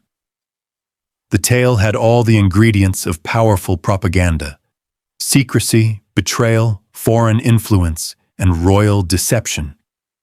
It played upon existing anxieties that Mary of Modena, an Italian Catholic queen, was conspiring to deceive the English people in order to secure a Catholic dynasty. Whether people truly believed such a far-fetched story mattered less than the fact that they repeated it. The rumor spread like wildfire, feeding into the already deep distrust of the monarchy. Even within the royal family, suspicion took root. Princess Anne herself later admitted that she doubted the legitimacy of her infant half-brother. In private letters, she expressed unease about the circumstances of the birth. Did she genuinely believe the warming pan tale? Historians debate the matter to this day. Some argue that Anne, deeply shaped by her Protestant convictions, was ready to believe anything that cast doubt upon a Catholic heir. Others suggest she may not have believed the story at all, but found it politically useful, a convenient shield against charges of disloyalty to her father. What is certain is this: Anne did not rise to defend her father's honor. She did not speak out against the slanders, nor reassure the realm of the child's legitimacy. Her silence, and, in some instances, her willingness to echo the rumors, revealed the widening gulf between Anne and her father. It was not merely a daughter's disobedience, it was a turning point in dynastic loyalty. For Anne, the birth of her brother represented a direct threat to her place in the line of succession. But more than that, it posed a mortal threat to the Protestant identity of England itself. Every fiber of her being, every prayer she had uttered since childhood, told her that England's destiny was tied to the Protestant cause. The arrival of James Francis Edward shattered the fragile hope that her sister Mary would one day secure that cause. Instead, Anne faced the possibility of an enduring Catholic dynasty, one she could not and would not support. In that moment, the personal became inseparable from the political. Anne's loyalty shifted irreversibly. Whatever affection or duty she might still have felt toward her father was overcome by her commitment to her faith, to her country, and perhaps to her own ambition. The glorious revolution, already brewing in the discontent of the realm, now gained an urgency that could not be ignored. By the summer of 1688, the crisis in England had reached a breaking point. The birth of a Catholic heir had shattered Protestant hopes, while King James II's policies continued to alienate nearly every powerful interest in the kingdom. What had once been whispers of discontent grew into open plotting. For those who opposed the king, time was running short, and action was becoming inevitable. It was then that a group of powerful Protestant nobles, remembered in history as the Immortal Seven, made their move. These men represented a broad spectrum of the political nation, Whigs and Tories alike, traditional rivals now united by necessity.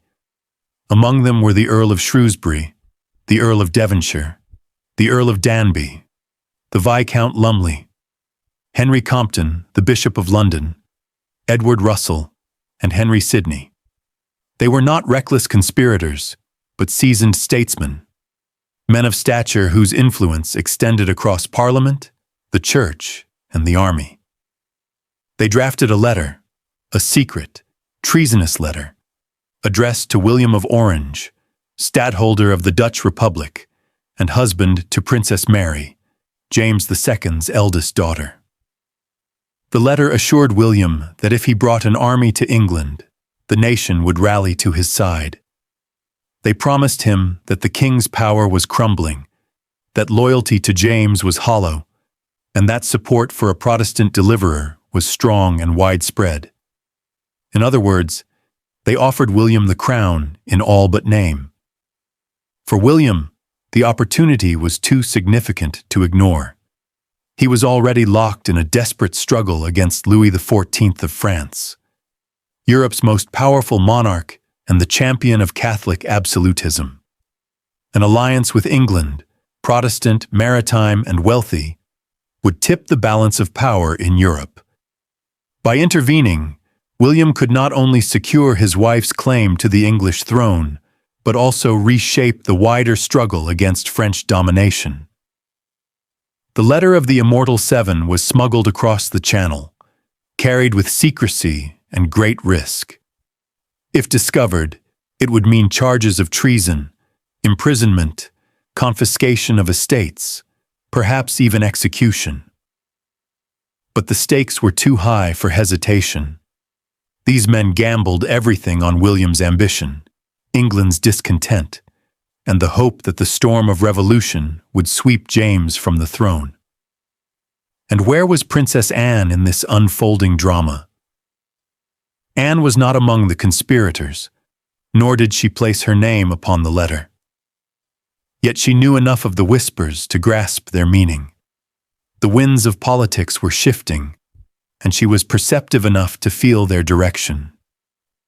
In her private moments, Anne confided her sympathies to those closest to her, and those sympathies lay not with her father, but with her sister Mary and with William, the man being summoned as England's Protestant savior. Anne did not write to William herself. She was too cautious, too aware of the dangers of leaving such evidence behind. But her silence spoke volumes. She did nothing to oppose the plots. She offered no warning to her father.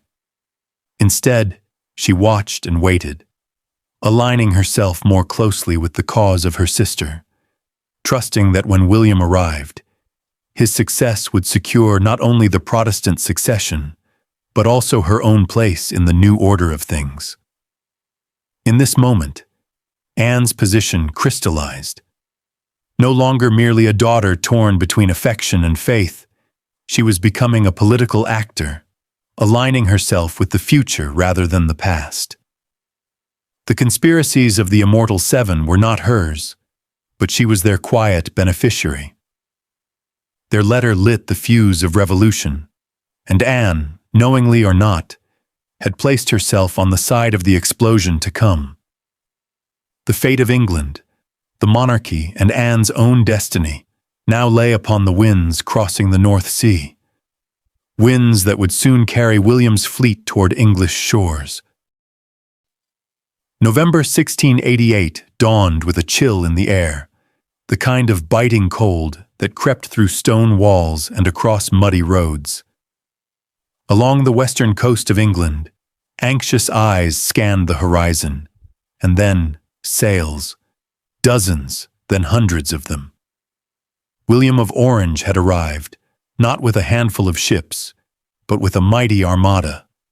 Over 400 vessels carried nearly 15,000 men, an army greater than any seen since the Norman conquest of 1066. The Dutch fleet, bristling with cannon and banners snapping in the wind, filled the Bay of Torbay like a floating city. But William's genius was not in numbers alone. His campaign was wrapped in the cloth of legitimacy. He did not march beneath the banner of conquest, but beneath the standard of liberty. Proclamations, printed and distributed across towns and villages, declared that he came as the defender of the Protestant religion and the preserver of English laws and liberties. This was not an invasion, the papers insisted. This was a deliverance, a liberation from the tyranny of James II. And the people listened. In village markets and London coffeehouses, in parish churches and military camps, the message spread. The Dutch prince was not a foreign conqueror, but a Protestant savior. One by one, towns opened their gates to him. Sheriffs pledged loyalty. Magistrates swore oaths. Soldiers who had once borne arms for James began to desert in droves, some slipping away at night, others openly defecting to William's standard. James II, huddled in Whitehall, could hardly believe it. He had commanded an army, yet that army dissolved before his eyes. Officers of noble birth, bound to him by honor and duty, broke their vows without hesitation. One by one, his most trusted courtiers fled. The betrayal cut deepest when it came from his own blood. Princess Anne, James's youngest surviving child, had been the obedient daughter, dutiful and quiet. But now, with the fate of England tilting toward William, she made her choice. Under cover of darkness, with the aid of her confidant Sarah Churchill, Anne slipped out of Whitehall Palace. The two women rode swiftly through the night, their cloaks drawn tight against the bitter wind, until they reached the safety of William's supporters. When word reached the king that his daughter had fled, his grief overwhelmed him. He is said to have cried out in despair, "God help me, even my children have forsaken me."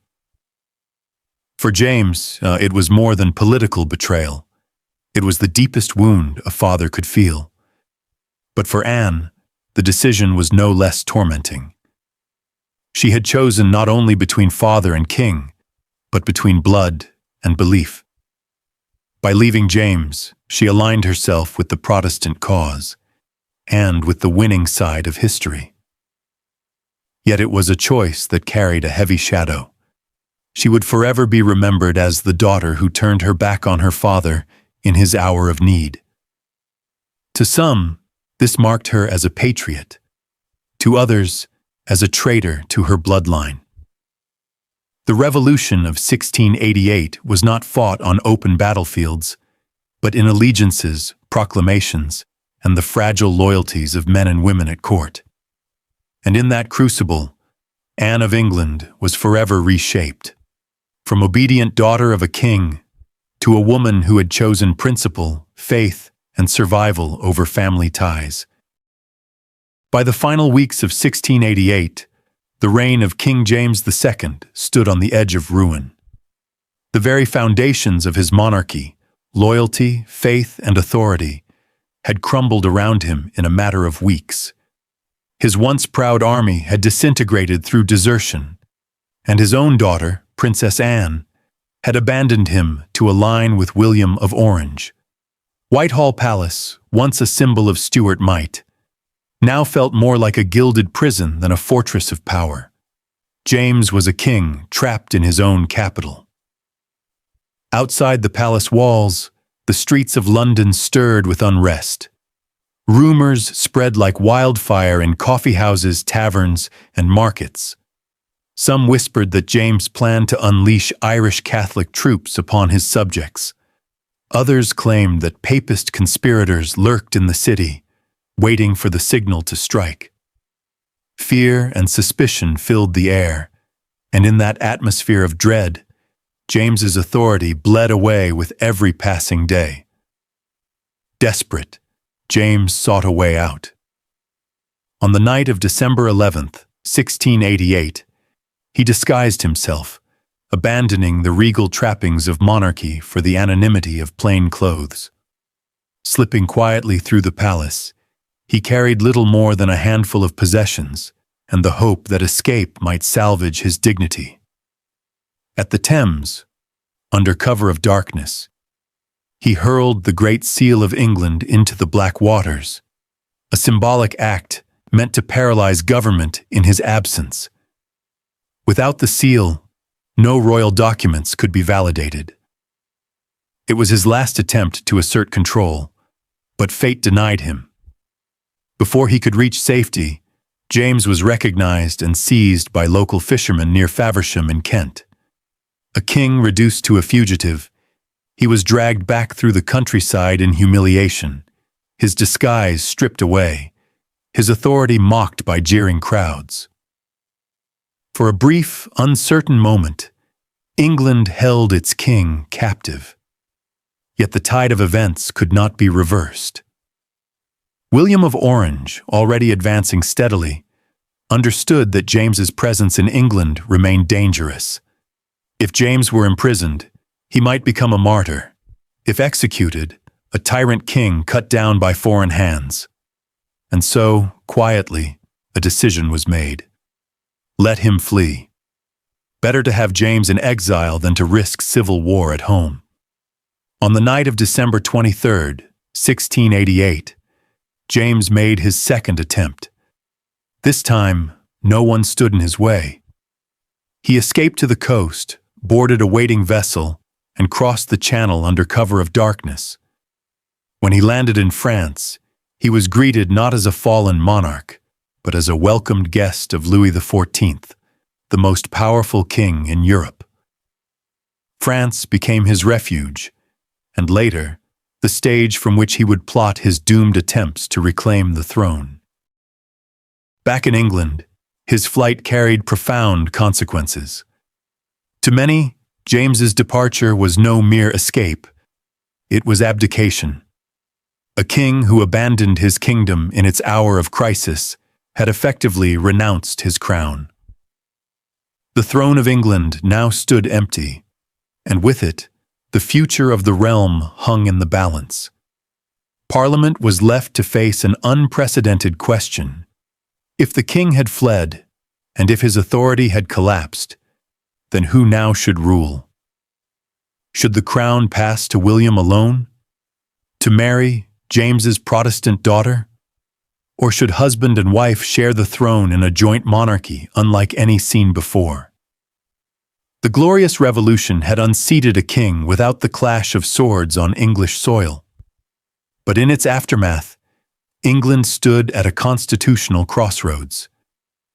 The decisions made in those tense weeks would redefine monarchy itself, and would shape the destiny not only of Anne, the quiet daughter of James II, but of every Stuart and Hanoverian who would follow. The throne of England, abandoned in the dead of night by James II, now stood empty. But an empty throne is never a neutral thing. It is a vacuum, and into that vacuum rush questions of loyalty, legitimacy, and power. Who was now the rightful sovereign of England, Scotland, and Ireland?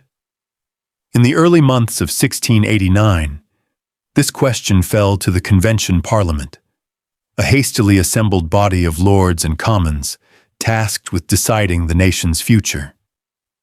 Their debates were long, fierce, and fraught with danger, for nothing less than the nature of monarchy itself was at stake.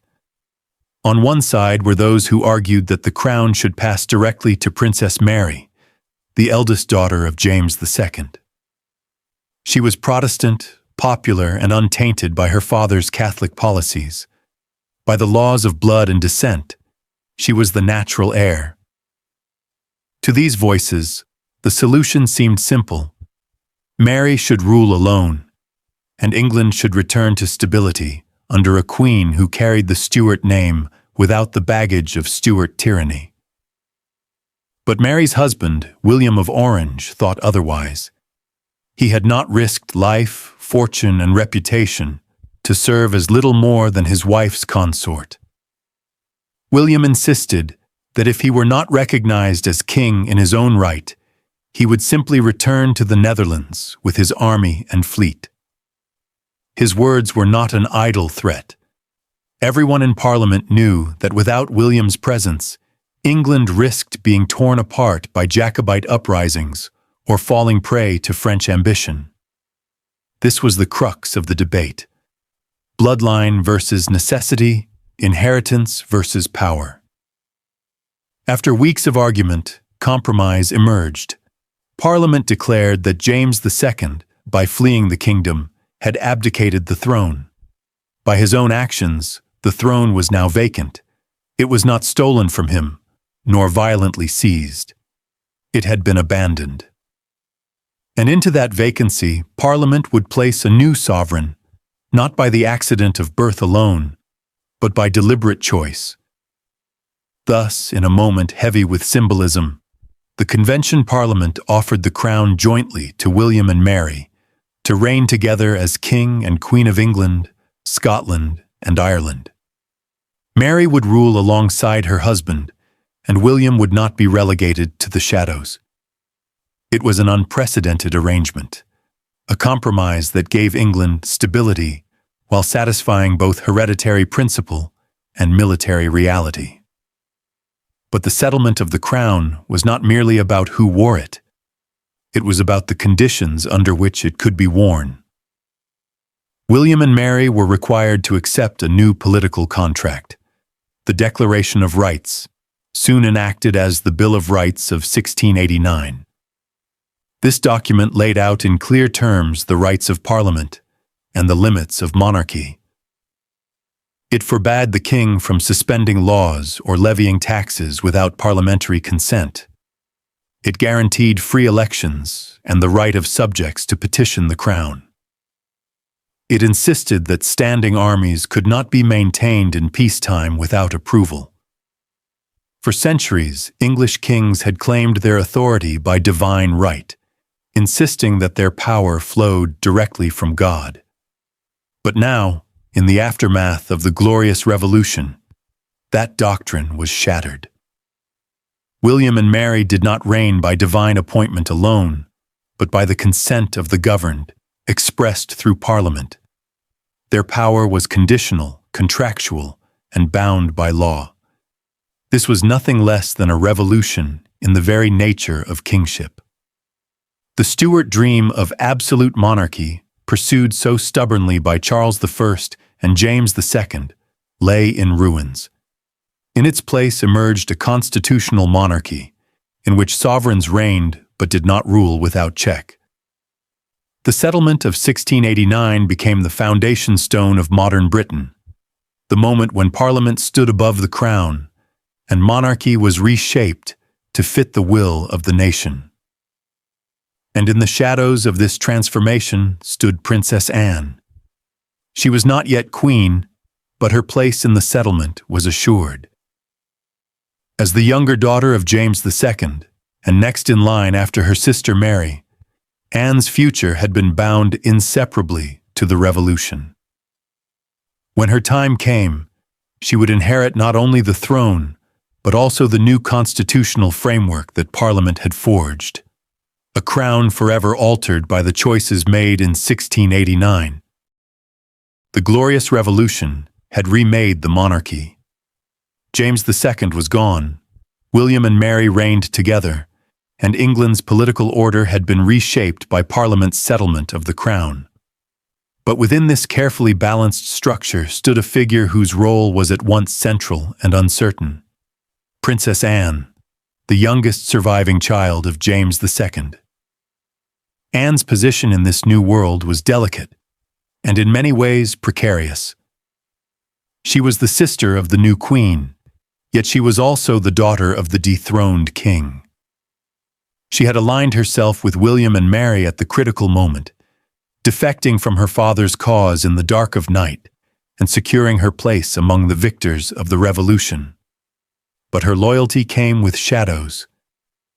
Many remembered her role in spreading the rumor that her half-brother, the infant James Francis Edward, later remembered as the Old Pretender, had not been the true son of James II at all, but a spurious child smuggled into the Queen's bedchamber in a warming pan.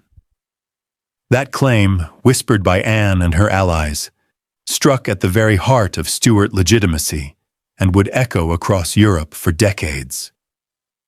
In the immediate years after the settlement of the crown, Anne was granted her own household, her own court, and a measure of financial support.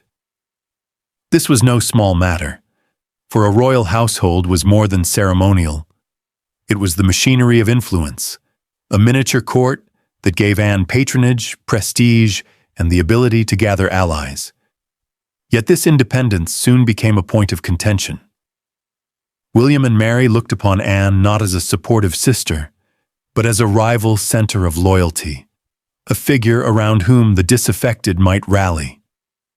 The tension was compounded by Anne's closest companion, Sarah Churchill, wife of John Churchill, the rising military commander who would later become the Duke of Marlborough. Sarah was sharp-tongued, fiercely ambitious, and utterly devoted to Anne, but her influence was a double-edged sword.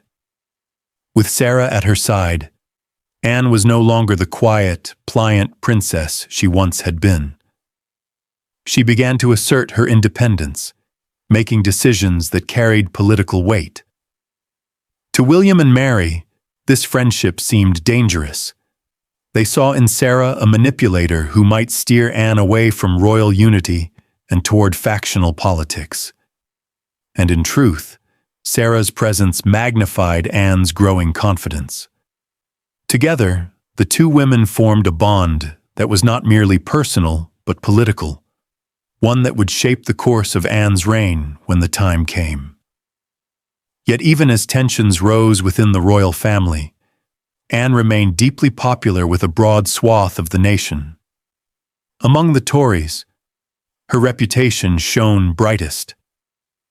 They valued her devotion to the Church of England, her public piety, and her distance from the Whiggish tendencies of William's court. To them, Anne was not only the rightful heir after Mary, but also the embodiment of an English Protestant monarchy, rooted in faith and tradition rather than foreign influence. This popular esteem gave Anne a strength that offset her personal vulnerability. Though she lived in the shadow of William and Mary's authority, she was never entirely eclipsed. Instead, she emerged in the public imagination as the next hope of the Stuart line, a princess whose loyalty to the church and the nation would ensure continuity after the turbulence of revolution. Still, Anne's place in the new order was far from secure. She was caught between duty to her sister and resentment at the restrictions placed upon her household. She was torn between the whispers of her father's cause, still alive in exile, and her own pragmatic decision to stand with Parliament's settlement. She was pulled between factions, Whigs who eyed her with suspicion and Tories who hailed her as their champion. In this tension, Anne's identity began to take shape. No longer merely the obedient daughter of James II, she became a woman navigating the sharp currents of post-revolution politics, carving out her own path amid suspicion, rivalry, and expectation. She was the heir-in-waiting, the sister overshadowed, and the daughter who had chosen survival over loyalty.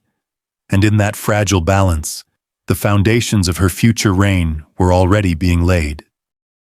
The Glorious Revolution has often been remembered as a bloodless revolution, a swift and elegant transfer of power in which liberty triumphed without bloodshed. Yet this reputation is only half the truth. The streets of London may not have echoed with the roar of cannon fire, and English fields may not have become charnel grounds, but elsewhere across the kingdoms of James II, the cost was measured in blood, fire, and ruin. In Ireland, the revolution ignited full-scale war. James II, welcomed as a hero by his Catholic supporters, sought to reclaim his throne through Irish soil. The conflict reached its grim crescendo in 1690 at the Battle of the Boyne, where James's forces clashed with those of William of Orange in a confrontation that would echo down through centuries of sectarian memory.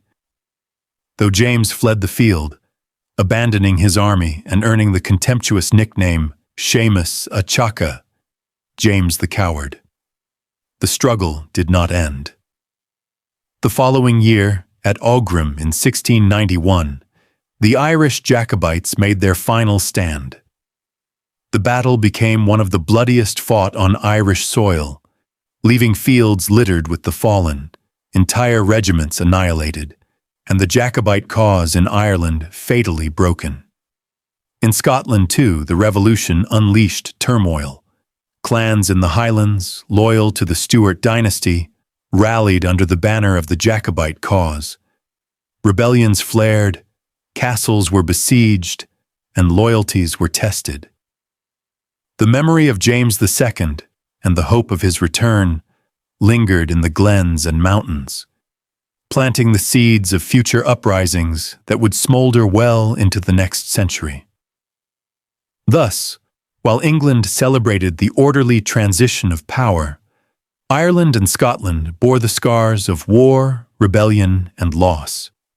The so-called bloodless revolution was in truth uneven, its violence displaced onto the Celtic peripheries of the Stuart realms. Yet even in England, the revolution's legitimacy required more than the presence of William's soldiers. It required symbolism, persuasion, and the quiet but powerful testimony of loyalty from within the royal family itself. This is where Anne's decision to defect from her father's camp assumed its greatest weight. When Anne abandoned James II, she gave the Protestant cause a stamp of moral authority. Her defection said more than armies could say.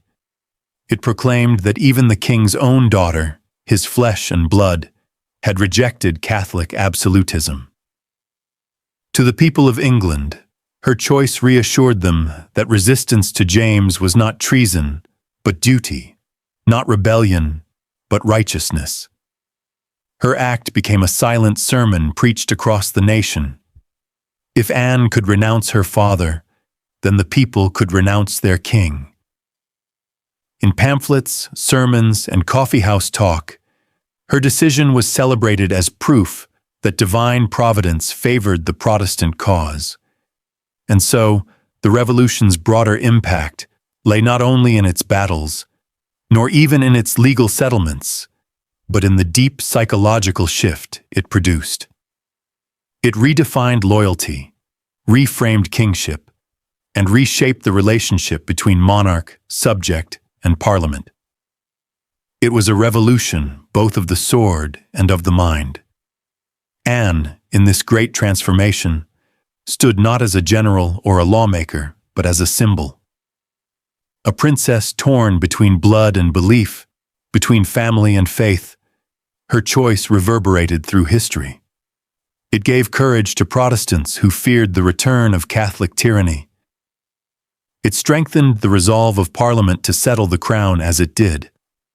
and it ensured that when her own turn to wear that crown came, she would inherit not just a throne, but a kingdom already remade by revolution. The Glorious Revolution was not simply an event that swept Anne along in its current. It became the defining crucible of her entire life. Its consequences etched themselves upon her identity, her politics, and her deepest relationships, leaving a mark that would endure until her death. For the English people, Anne's defection from her father was proof of her loyalty to the Protestant cause.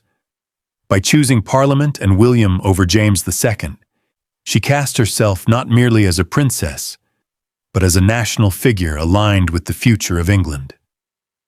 She became, in the minds of many, the living guarantee that the Stuart line could be trusted to stand with the Church of England.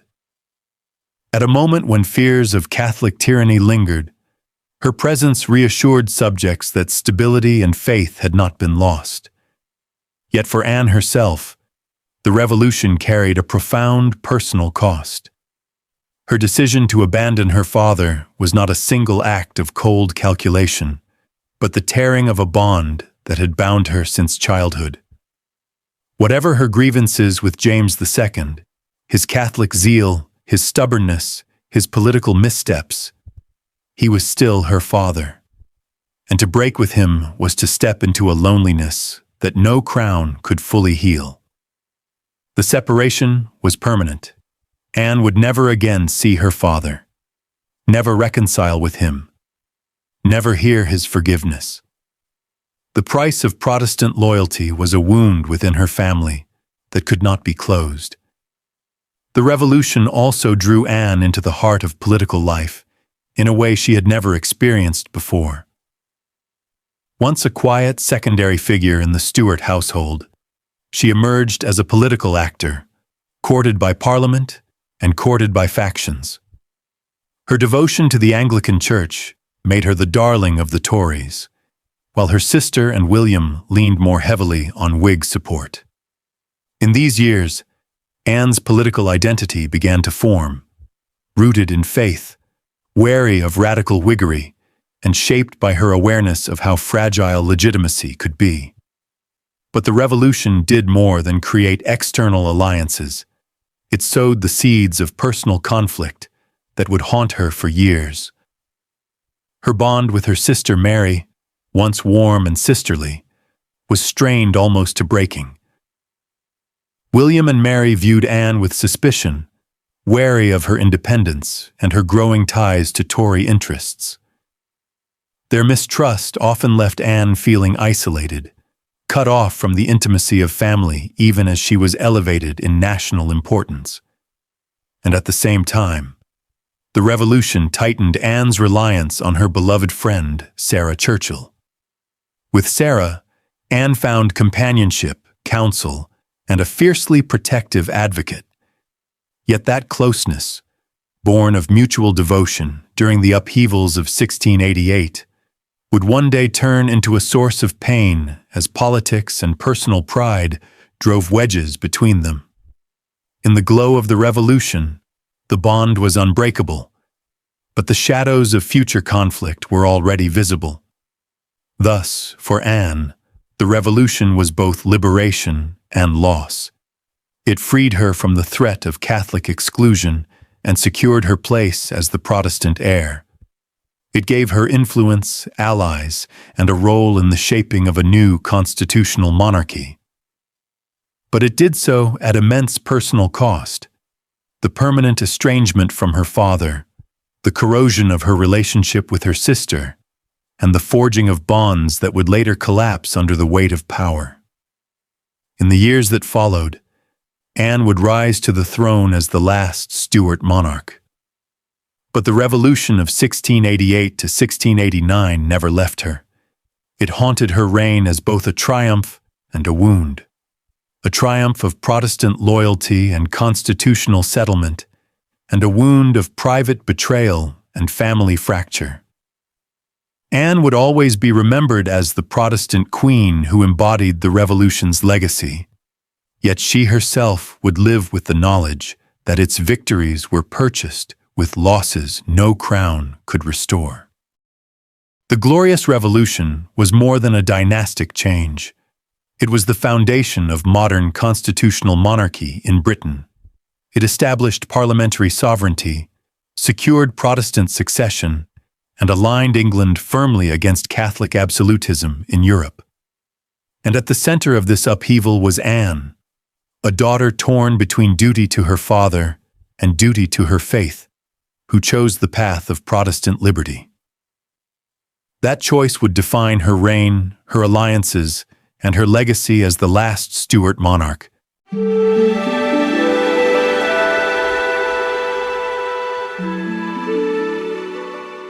When we speak of queens and kings, we often imagine crowns and battles, parliaments and proclamations. Yet behind every throne lies a personal story, sometimes more powerful than any act of governance. For Queen Anne, the last of the Stuart monarchs, the story of her marriage to Prince George of Denmark was one of love, loyalty, and unimaginable sorrow. It begins in 1683. England was restless, Europe was unstable, and religion cast its shadow across every political decision. Anne, daughter of James, Duke of York, lived under the expectation that her marriage would not be hers to choose, but her nation's to decide. Every royal union was a chess move in the great game of European power, and Anne was no exception. The match with Prince George of Denmark came at the urging of Charles II, Anne's uncle, who saw in Denmark a Protestant ally against Catholic France and Spain. At a time when the Stuart dynasty itself was threatened by questions of loyalty and faith, this marriage was designed to reassure the Protestant majority of England. George himself was no great prince of renown. He was the younger brother of King Christian V of Denmark, a man overshadowed at home, unlikely ever to rule, and not particularly brilliant in politics or letters. But he was Protestant, steady, and available, and that made him invaluable. To Anne, however, George would come to mean something far greater. Their wedding, held at St. James's Palace on July 28, 1683, was a spectacle of pomp and ceremony. Accounts describe Anne dressed in silks and jewels, radiant not with outward beauty, but with the dignity of a young princess stepping into her role. George, tall, broad, and fair-haired, stood at her side, quiet and somewhat awkward, yet visibly devoted. The marriage was celebrated across England as a victory for Protestant security. But within the palace walls, what blossomed between Anne and George was something rare in royal marriages: genuine affection. Unlike so many unions forged in the fires of politics, theirs became a true partnership. George was mocked in later years for being dull, a man with little ambition, little wit, and little to say at council. But perhaps it was precisely this lack of scheming ambition that made Anne trust him. Where others sought to control her, George sought only to comfort her. Where other marriages in Europe crumbled under infidelity, theirs remained a sanctuary of loyalty. Yet even the most loving marriage cannot protect against the cruelty of fate. Anne longed to be a mother. Her role, as daughter of a king and later as heir to the throne, was to bear children, to secure the Stuart line, and to give stability to the kingdom. She threw herself into this duty with determination, and George supported her in every way. But their married life became a cycle of heartbreak. Anne was pregnant 17 times. 17 times she carried the hope of an heir.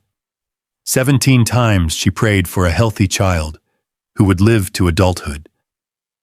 And time after time, hope gave way to tragedy. Some of her babies were stillborn.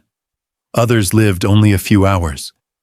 A handful survived for weeks or months, only to be taken by convulsions, fevers, or sudden infant death. Each loss was a wound to Anne's heart, and yet she continued, year after year, driven by duty and longing. Contemporary accounts tell of the mourning that surrounded the court with each death. Tiny coffins carried through the palace corridors, muffled bells tolling for infants who had scarcely been introduced to the world.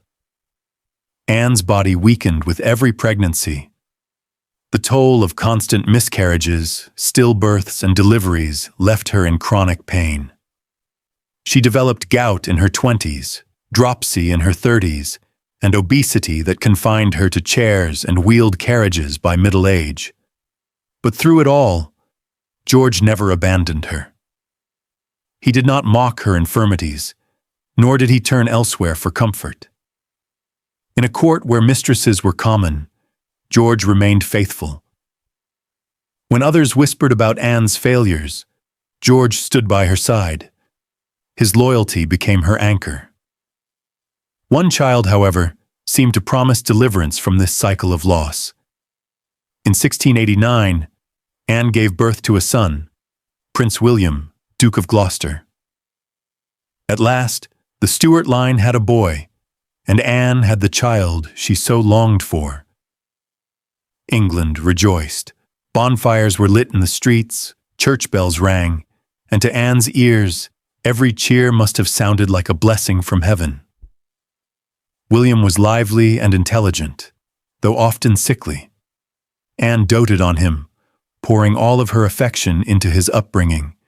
She was a devoted mother, watching him grow, guiding his education, and guarding his health as fiercely as she could. Yet fate was cruel once more. In 1700, just days after celebrating his 11th birthday, William fell ill with a sudden fever. Despite desperate attempts to save him, the boy died. His death was not just a personal tragedy, but a dynastic catastrophe. With William gone, Anne had no surviving children. The Stuart line had no secure heir, and Anne, once again, was left in grief. The loss broke her spirit in ways that would never heal. From this moment on, Anne carried herself with a heaviness that all who knew her remarked upon. She found solace in her faith, but privately she wept for the child she had lost, and for the many children who had never lived to see their mother's face. Her health declined rapidly after William's death. Years of pregnancies had ravaged her body. Her legs were swollen and painful, her breathing labored, her movements slow. She spent much of her time confined indoors, in wheelchairs or carried by attendants. Even as she became queen, her body was a prison, a reminder of all she had endured. Yet George remained her companion. Courtiers might laugh at his simplicity, but Anne never did. To her, he was her dearest friend, her constant presence. In a world of betrayal and politics, he was the one man she could rely upon without fear. Their marriage, mocked by some, stood as a rare example of fidelity in an age when even kings like Charles II and Louis XIV were known for endless mistresses. In 1708, tragedy struck again. Prince George of Denmark fell ill and died. Anne, now queen, was left without the man who had stood beside her for a quarter of a century. His death devastated her. She had lost not only her husband, but her confidant, her defender, her anchor. After George's passing, Anne became more isolated than ever. She leaned more heavily on her friendships with Sarah Churchill and later Abigail Masham. But nothing could replace the quiet devotion of the man who had loved her without ambition, without betrayal, without end. The marriage of Anne and George was marked by loss. Yes, by the endless funerals of children, by the silence of empty nurseries, by the weight of illnesses. But it was also marked by something rare and enduring: loyalty. In a court filled with intrigue, they found in each other a refuge. And though their story ended in sorrow, it also revealed a deeper truth. that even in the midst of tragedy, love can endure, and loyalty can outlast ambition.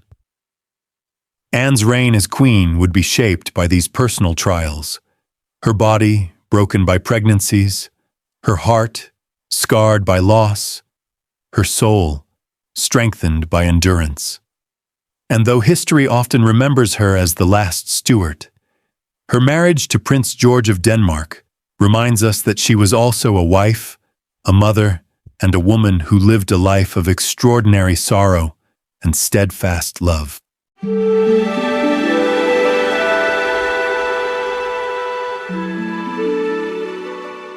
Anne and Mary were born into a world of privilege, ceremony, and constant scrutiny. As the daughters of James, Duke of York, the younger brother of King Charles II, they were not raised in obscurity, but in the full awareness that their lives were entwined with the destiny of the Stuart dynasty. From their earliest days, they were surrounded by courtiers, tutors, and attendants. Yet it was their bond as sisters that gave them the greatest sense of comfort and familiarity. Anne, the younger of the two, looked up to Mary with the admiration only a younger sister can feel. Mary, graceful, gentle, and confident, often took on a protective role, guiding Anne through the maze of court etiquette and the expectations placed upon royal children. Together they shared lessons, games, whispered secrets in their chambers, and prayers at their bedside. In the bustling and often turbulent environment of Whitehall Palace, these private moments between the sisters became an anchor of stability. Their mother, Anne Hyde, Duchess of York, ensured that her daughters were given a proper education, not only in the traditional subjects of reading, writing, and religion, but also in the subtler arts of courtesy, modesty, and devotion, the qualities expected of future queens and princesses. Anne, sometimes shy and physically frail, leaned upon Mary's outward brightness. Mary, in turn, delighted in her role as the elder, offering encouragement and companionship. At court, it was said that the sisters were inseparable. They were often dressed in similar gowns, their ribbons and jewels carefully matched, symbolizing their unity. Portraits of their youth depict them side by side, radiating innocence and charm, their bond not yet tested by the pressures of adulthood. Courtiers and visitors alike remarked upon their sweetness, seeing in them a promise for the future of the Stuart line. But even in these tender years, shadows lingered at the edges of their world. Their father's faith, his steadfast Catholicism, was a source of unease in a kingdom where Protestant identity ran deep. Both Mary and Anne, however, were raised in the Anglican tradition, deliberately separated from their father's controversial beliefs. This early division between public faith and private family loyalty planted the seeds of conflict that would later shape their adult lives. For the moment, though, the girls remained blissfully unaware of how these currents of religion and politics would one day divide them. When Mary was married at the age of 15 to her cousin William of Orange, Anne's sense of loss was profound. For the first time, the sisters were separated not by duty within England, but by an entire sea. Mary departed for the Netherlands, and Anne, left behind, felt the absence of her constant companion deeply. Letters became their lifeline, tender exchanges of affection that preserved the closeness of their youth, though distance and circumstance began to alter the nature of their bond. In these early years, before thrones, crowns, and politics overshadowed their sisterhood, Anne and Mary were simply two young women growing up in the glare of royalty, finding strength in one another.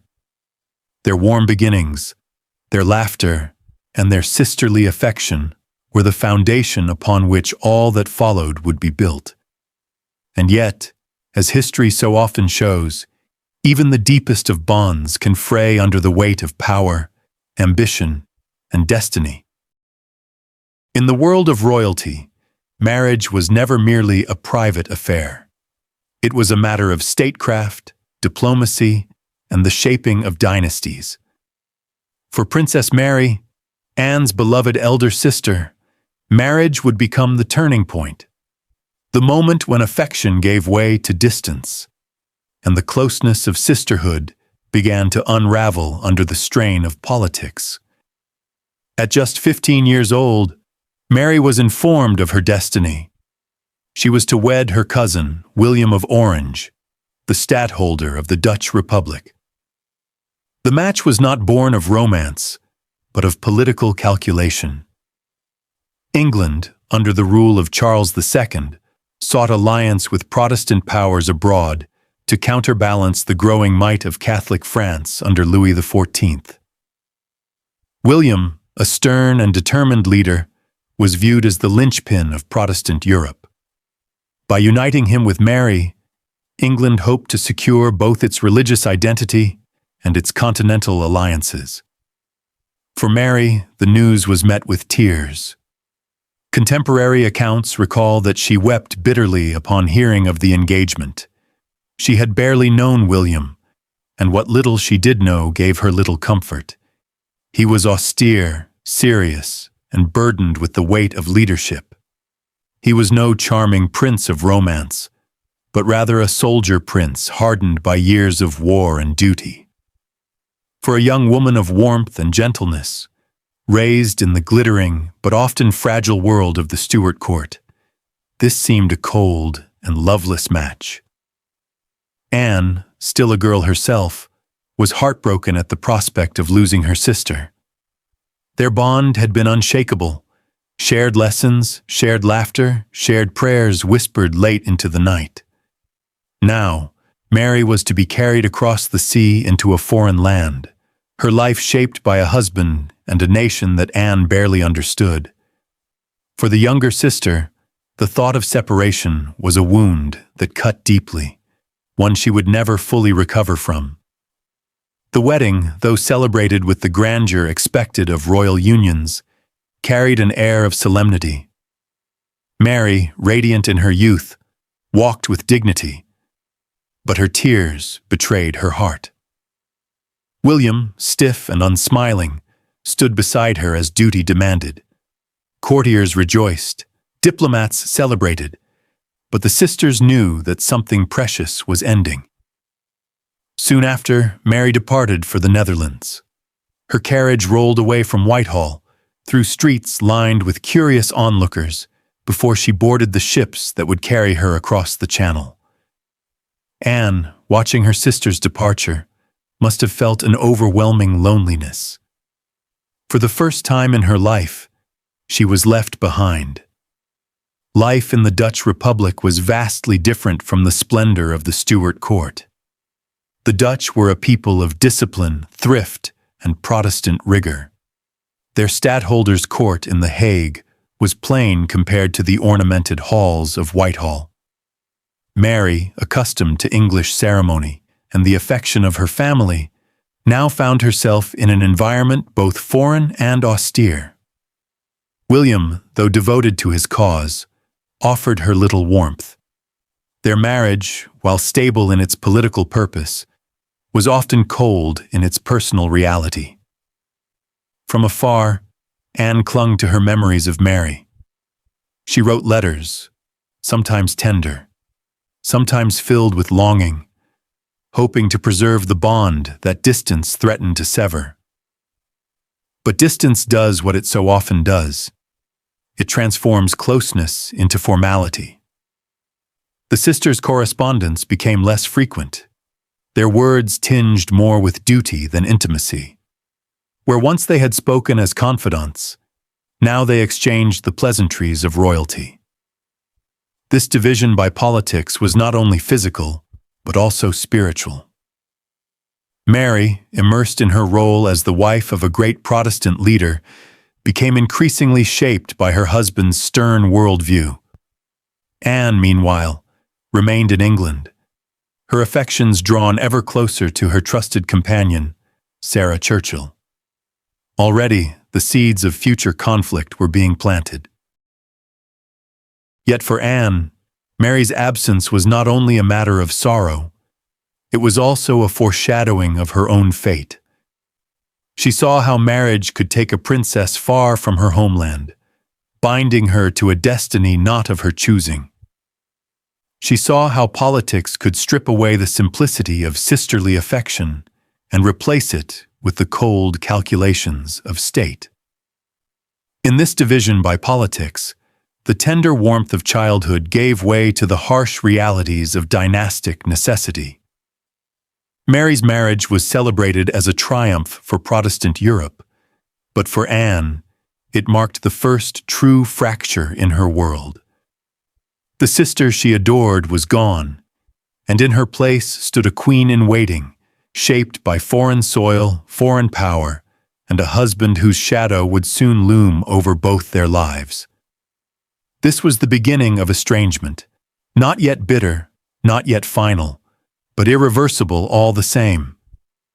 The sisters who had once been inseparable now stood on different shores, their paths diverging under the weight of crowns, courts, and politics.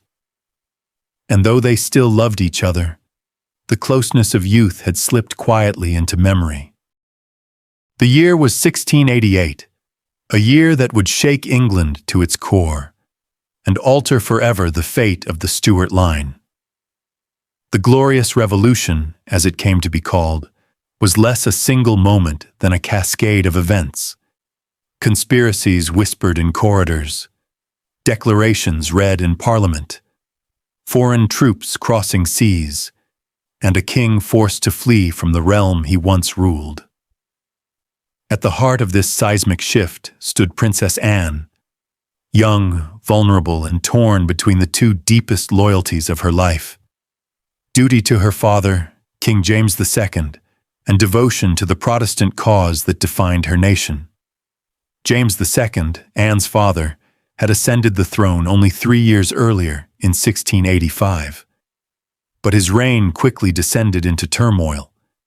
His unwavering Catholic faith, his reliance on Catholic officers in both court and army, and his efforts to grant religious freedom for Catholics in a staunchly Protestant land, all sowed distrust. England, still scarred by the memory of civil war and fearful of papal influence, watched his every move with suspicion. When James's second wife, Mary of Modena, gave birth to a son in June 1688, the infant Prince of Wales, James Francis Edward, panic spread like wildfire. For years, Anne and her elder sister Mary, both Protestant, had been seen as England's safety net. Their succession promised a return to Protestant stability after their father's Catholic rule. But the birth of a Catholic male heir changed everything. Now there was a new life between Anne and the crown, a child who would be raised in the Catholic faith, with the promise of continuing his father's controversial policies. Rumors spread that the child was not even legitimate, that the boy had been smuggled into the Queen's bedchamber in a warming pan to secure a Catholic succession. Anne herself expressed doubt, whispering her suspicions in letters. Whether she believed the tale or found it politically convenient, her words carried weight. By questioning the legitimacy of her half-brother, Anne fueled the Protestant narrative that England had been deceived, that the Catholic threat was not only real but orchestrated. Meanwhile, across the Channel, Mary, Anne's sister, and her husband William of Orange were preparing for what would become the most dramatic invasion in England's history since 1066. Invited by Protestant nobles, known as the Immortal Seven, William landed at Torbay in November 1688 with a fleet of ships and an army of Dutch soldiers. His arrival was framed not as conquest, but as liberation, a deliverance of England from papal tyranny. Anne found herself trapped in an impossible position. Her father pleaded for loyalty, for obedience, for filial devotion. But her heart and her political instincts wavered. She was Protestant by upbringing, Protestant by conviction. Could she stand with a father who seemed determined to place England under Catholic domination? The decision tore her apart. In the shadowed chambers of Whitehall, Anne wrestled with her conscience. On one side, her duty as daughter. On the other, her duty as Princess of England, bound to protect her nation's faith. Her choice came swiftly. Anne abandoned her father. Secretly, she left Whitehall and placed herself under the protection of Protestant allies. Her desertion devastated James. "God help me," he said to have cried. "My own children have forsaken me." It was a wound from which his heart never recovered. James fled to France, finding refuge with Louis XIV, and in doing so forfeited his crown. Parliament declared the throne vacant, and in early 1689, William and Mary were crowned joint monarchs of England, Scotland, and Ireland. Anne, though not yet queen, was elevated to the position of heiress presumptive, second only to her sister and brother-in-law. But her uneasy position was far from resolved. Though she had secured her place as the Protestant hope of the dynasty, she had paid for it with the loss of her father's love. James would never forgive her betrayal, and Anne herself would carry the burden of that choice for the rest of her life. Her relationship with Mary also grew strained. Anne believed she had acted out of duty, but Mary saw her as weak, too dependent on Sarah Churchill, and too willing to step aside when strength was required. William, ever calculating, mistrusted Anne's judgment and sought to keep her under watch.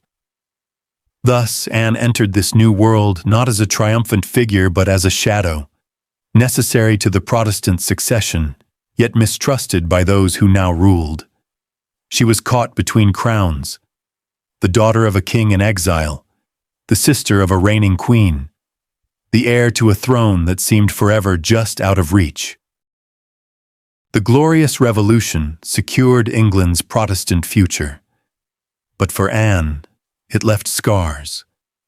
The scar of abandoning her father, the scar of strained sisterhood, and the scar of being both essential and unwanted.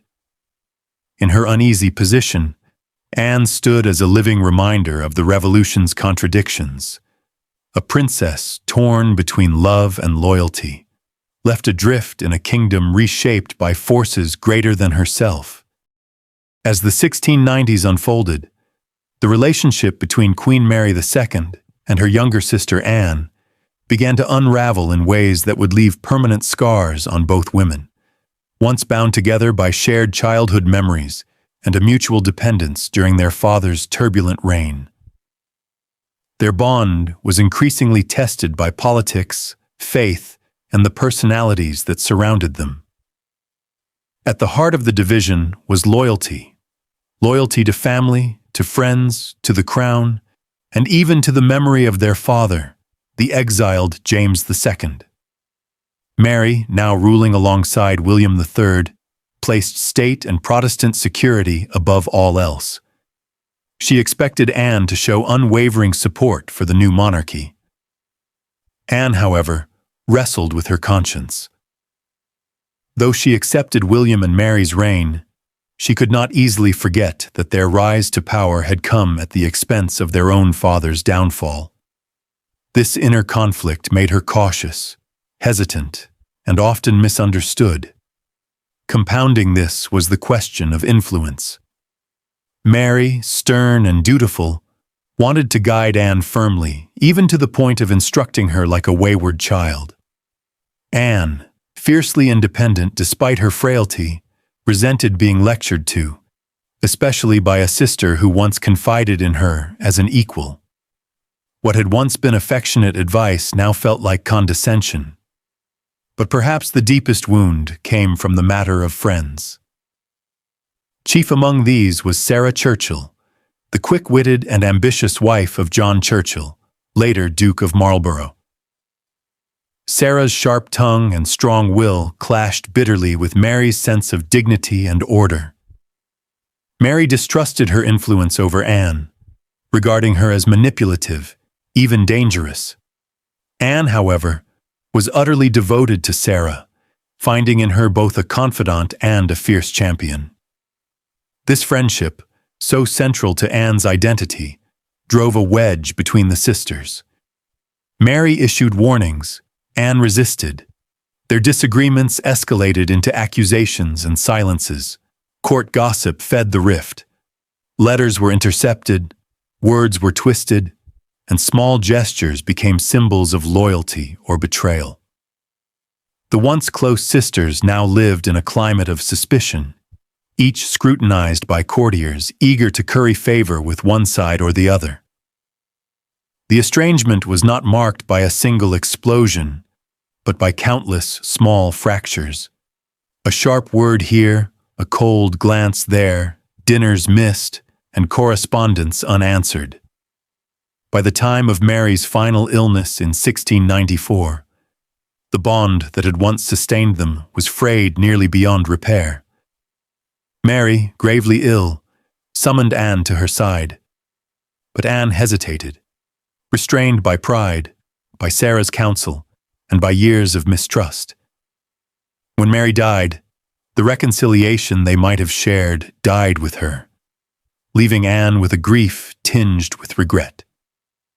Thus, the tale of Anne and Mary is not only one of royal politics, but of human frailty, of sisters caught in the crosswinds of power, torn between love and duty, trust and betrayal.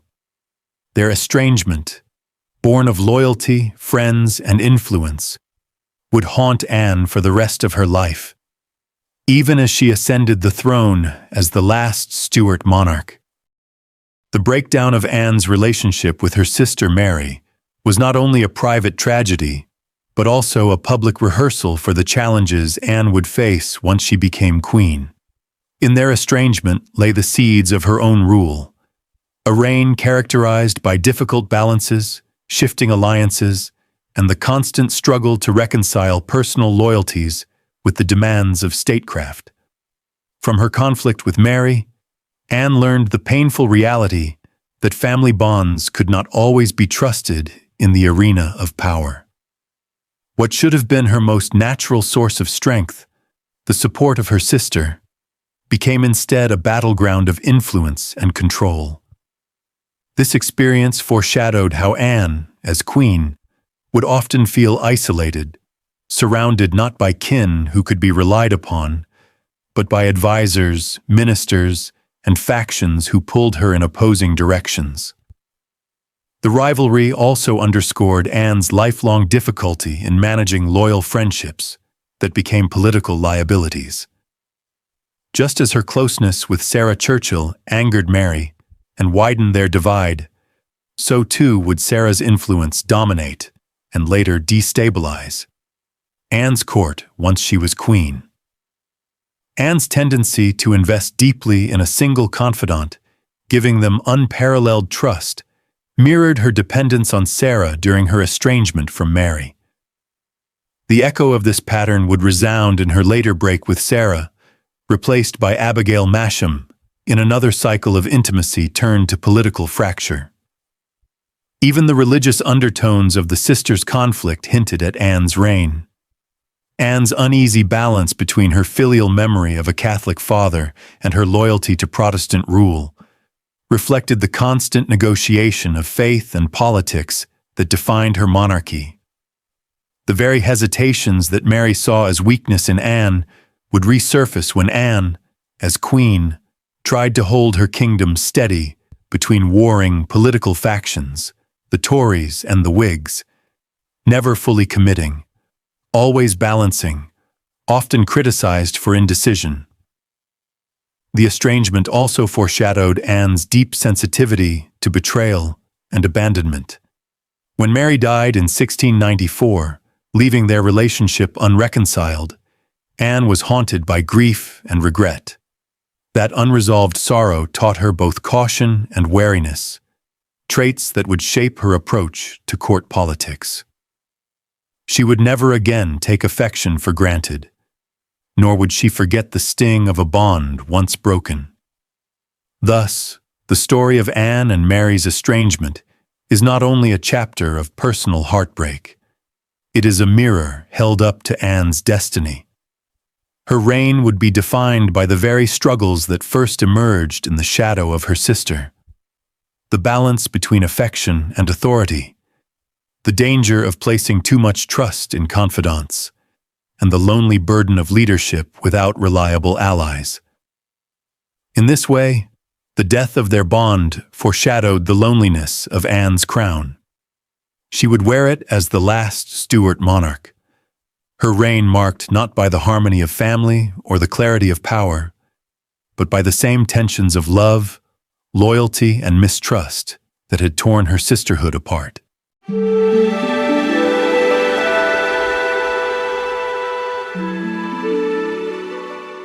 The death of King William III in March 1702 marked the end of an era.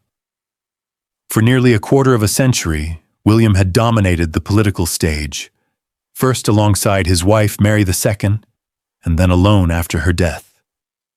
His reign had been one of war, religious settlement, and European entanglements. His passing, sudden and unexpected after a riding accident, left the throne vacant. Into that space stepped his sister-in-law, Anne Stuart, a woman who had lived much of her life in the shadows, burdened by ill health and family estrangement. Now, at the age of 37, she would become the last Stuart monarch to sit upon the English throne.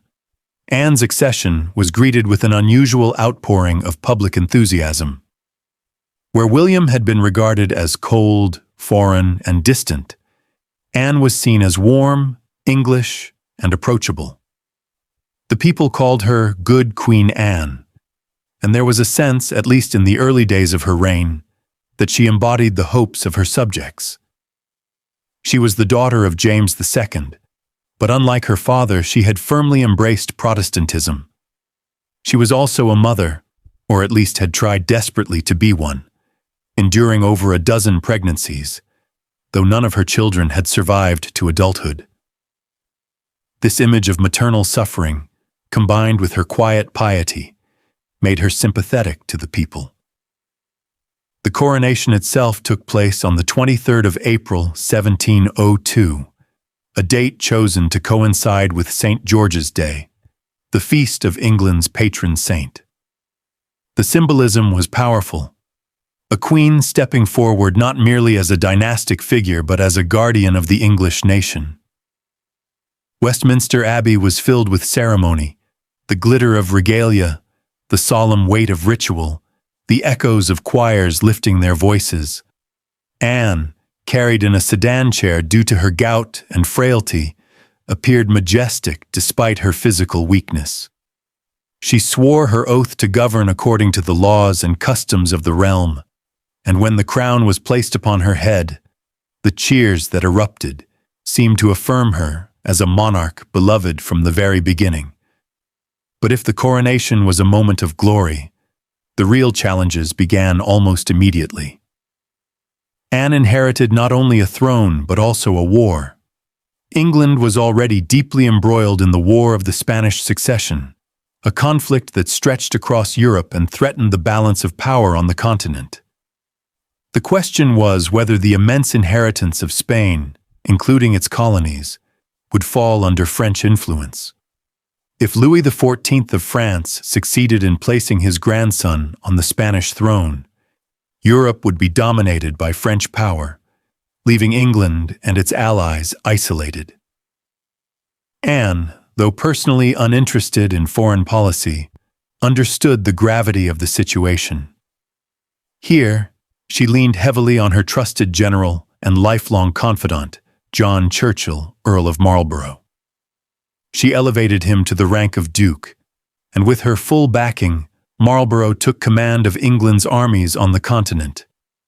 This was one of the defining choices of her reign, to entrust military leadership to a man she trusted completely, even as his wife, Sarah, continued to exert enormous influence at court. But the challenges of Anne's reign were not confined to foreign wars. Domestically, the political landscape was shifting dramatically. The rise of party politics between the Tories and the Whigs created constant tension. Anne, with her natural preference for the Tories, found herself pulled in opposite directions. The Whigs, with their strong support for the war and Protestant succession, were essential for stability. Yet the Tories, closer to Anne's personal sympathies, sought to reduce the burdens of war and protect the Church of England against dissenters. Anne's attempts to balance these factions became one of the great difficulties of her rule. Her character as a ruler was complex. On the one hand, Anne was not a commanding queen in the mold of Elizabeth I.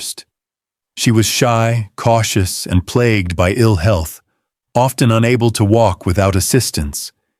Yet she possessed a quiet determination, a deep sense of duty, and a stubborn resilience.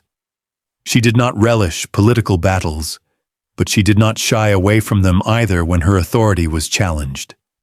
She was a queen who relied heavily on ministers and confidants, yet she reserved to herself the right to decide when and how to act. Her reign was also shaped profoundly by her personal relationships. Nowhere was this clearer than in her bond with Sarah Churchill, Duchess of Marlborough. At the moment of her accession, Sarah's influence was at its height. The two women shared an intimate friendship, bound by years of correspondence and mutual affection. Anne trusted Sarah implicitly, granting her extraordinary privileges and listening to her advice on matters of state. This closeness gave the Marlboroughs unparalleled power. John in the field, Sarah in the court. Yet it also planted the seeds of future conflict, for Sarah's strong will and sharp tongue would eventually test even Anne's loyalty. Anne's personal struggles also cast a long shadow over her accession. By 1702, she had endured 17 pregnancies, but only one child, Prince William, Duke of Gloucester, had survived beyond infancy. His death in 1700 at the age of 11 devastated Anne and left the Stuart line without a direct Protestant heir. Thus, even as Anne took the throne, questions of succession loomed ominously. Parliament had already passed the Act of Settlement in 1701, ensuring that if Anne died without surviving issue, the crown would pass not to the Catholic descendants of James II, but to the Protestant House of Hanover in Germany. This legal safeguard reassured Parliament, but left Anne with the bitter knowledge that her dynasty, the Stuart line, was nearing its end. Yet in her early reign, Anne sought to present herself as a mother of the nation, a woman who, though bereft of children, poured her maternal energy into the care of her kingdom. She spoke often of her duty, her humility before God, and her desire to reign with justice. In her first speech to Parliament, she declared, "As I know my own heart to be entirely English, I can very sincerely assure you there is not anything you can expect or desire from me, which I shall not be ready to do for the happiness and prosperity of England." This plain, heartfelt statement endeared her to her people. Anne's accession, then, was a paradox. It was a moment of triumph and national pride, yet it was shadowed by frailty, uncertainty, and looming challenges. She was beloved by the people, yet dependent on powerful allies. She embodied stability and continuity, yet her reign was destined to oversee one of the most significant transitions in British history, from the fading Stuart line to the dawn of Hanoverian rule. In this way, the coronation of Queen Anne in 1702 was not simply the rise of a monarch, but the opening of a chapter filled with war, faction, loyalty, betrayal, and legacy. The crown sat heavily on her head, yet she bore it with quiet dignity, aware that she was both the last of her line and the custodian of her nation's future.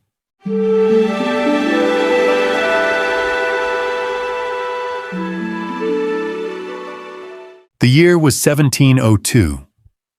Anne Stuart had only just ascended the throne, already burdened by ill health, personal tragedy, and the weight of dynastic uncertainty. Yet almost immediately, her reign was overshadowed by a conflict that would shape the destiny of Europe, the War of the Spanish Succession. This was no ordinary war. It was a battle for balance, for the very structure of European power. The death of the childless Spanish king, Charles II, had left a throne vacant, and the greatest monarchies of Europe, France, and Austria saw opportunity. Should Spain fall entirely under French Bourbon rule, Louis XIV, the Sun King, would dominate the continent. Should the Austrian Habsburgs prevail, their empire would stretch further still. England, alongside the Dutch Republic, chose neither. They sought balance, they sought stability, and they fought to ensure that Europe did not fall under the shadow of a single, absolute crown. At the heart of England's military effort stood John Churchill, Duke of Marlborough, a man whose military genius would become legend, but whose loyalty to Anne was always tested by politics and personal ambition. Marlborough was no mere general. He was a strategist of rare brilliance, combining caution with daring, patience with sudden, devastating strikes. Anne trusted him, promoted him, and leaned on his victories to give her reign the substance of glory. But Marlborough was not alone. His wife, Sarah Churchill, Duchess of Marlborough, was equally formidable, not on the battlefield, but in the palace. Sarah was Anne's closest companion, confidant, and for years, her most powerful advisor. Fiercely intelligent, sharp-tongued, and often uncompromising, she used her intimacy with the Queen to push for Whig policies, for greater financial backing of the war, and for the elevation of her husband's status. Yet as Sarah's influence grew, so too did tension. Anne, gentle but stubborn, did not like being pushed, even by her dearest friend.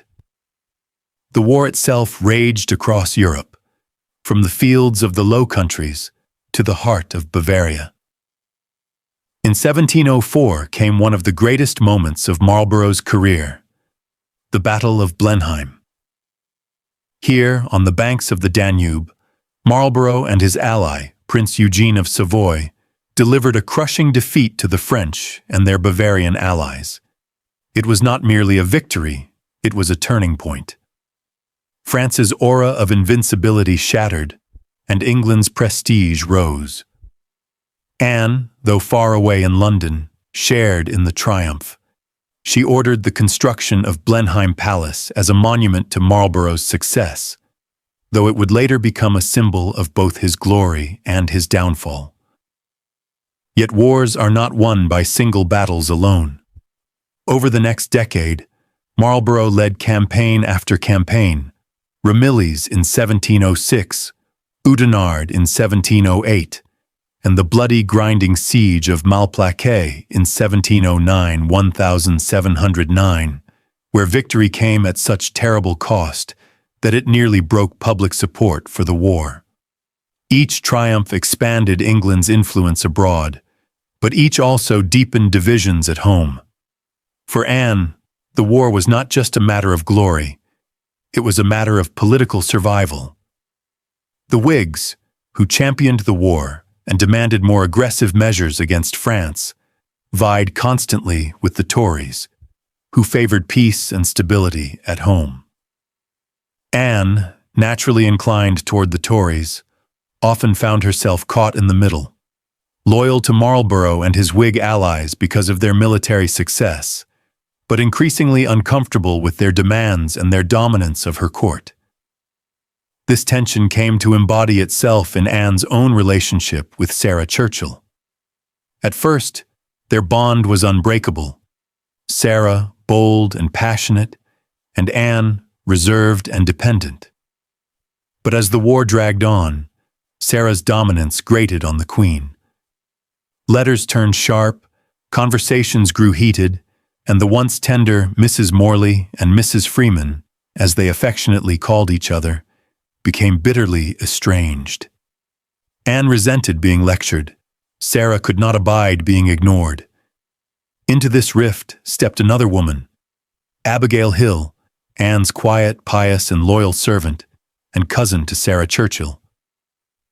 Unlike Sarah, Abigail did not lecture or press her views. She comforted, soothed, and respected Anne's sense of sovereignty. To Sarah, this was betrayal.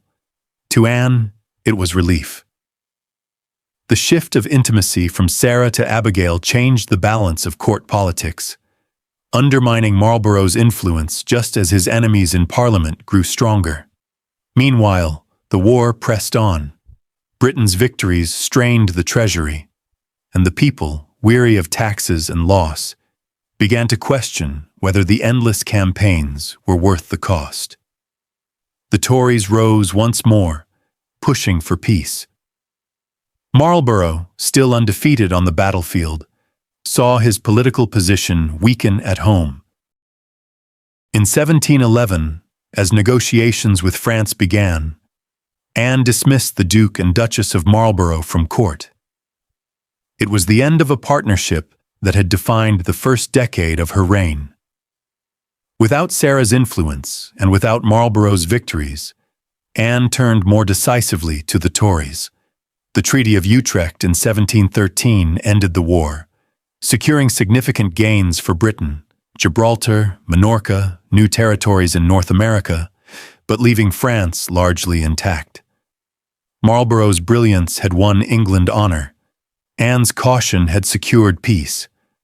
The War of the Spanish Succession was more than a conflict of arms. It was the crucible in which Anne's reign was tested.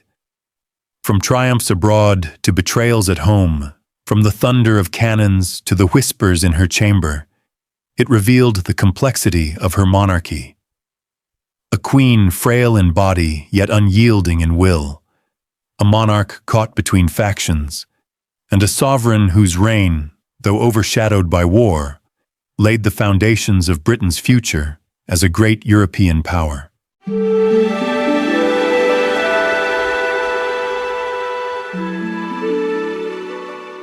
The throne of England, in the early 18th century, was not only a seat of ceremony and splendor.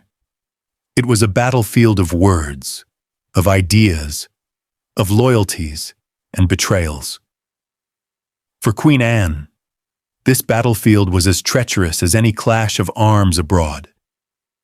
Her reign coincided with a time of deep political division, when the two great parties of the kingdom, the Whigs and the Tories, sharpened their identities and fought with words as sharp as steel. At the heart of this conflict stood Anne herself, a queen torn between loyalty and pragmatism, faith and statecraft, friendship and sovereignty. The Whigs and Tories were no longer just loose factions. They were becoming something new, modern political parties. The Whigs, heirs of the glorious Revolution, were champions of Protestant succession, parliamentary sovereignty, and above all, the war against France. They sought to push England into the forefront of Europe's great powers, to expand trade, to strengthen the navy, and to diminish the old power of the crown. The Tories, in contrast, represented the older order.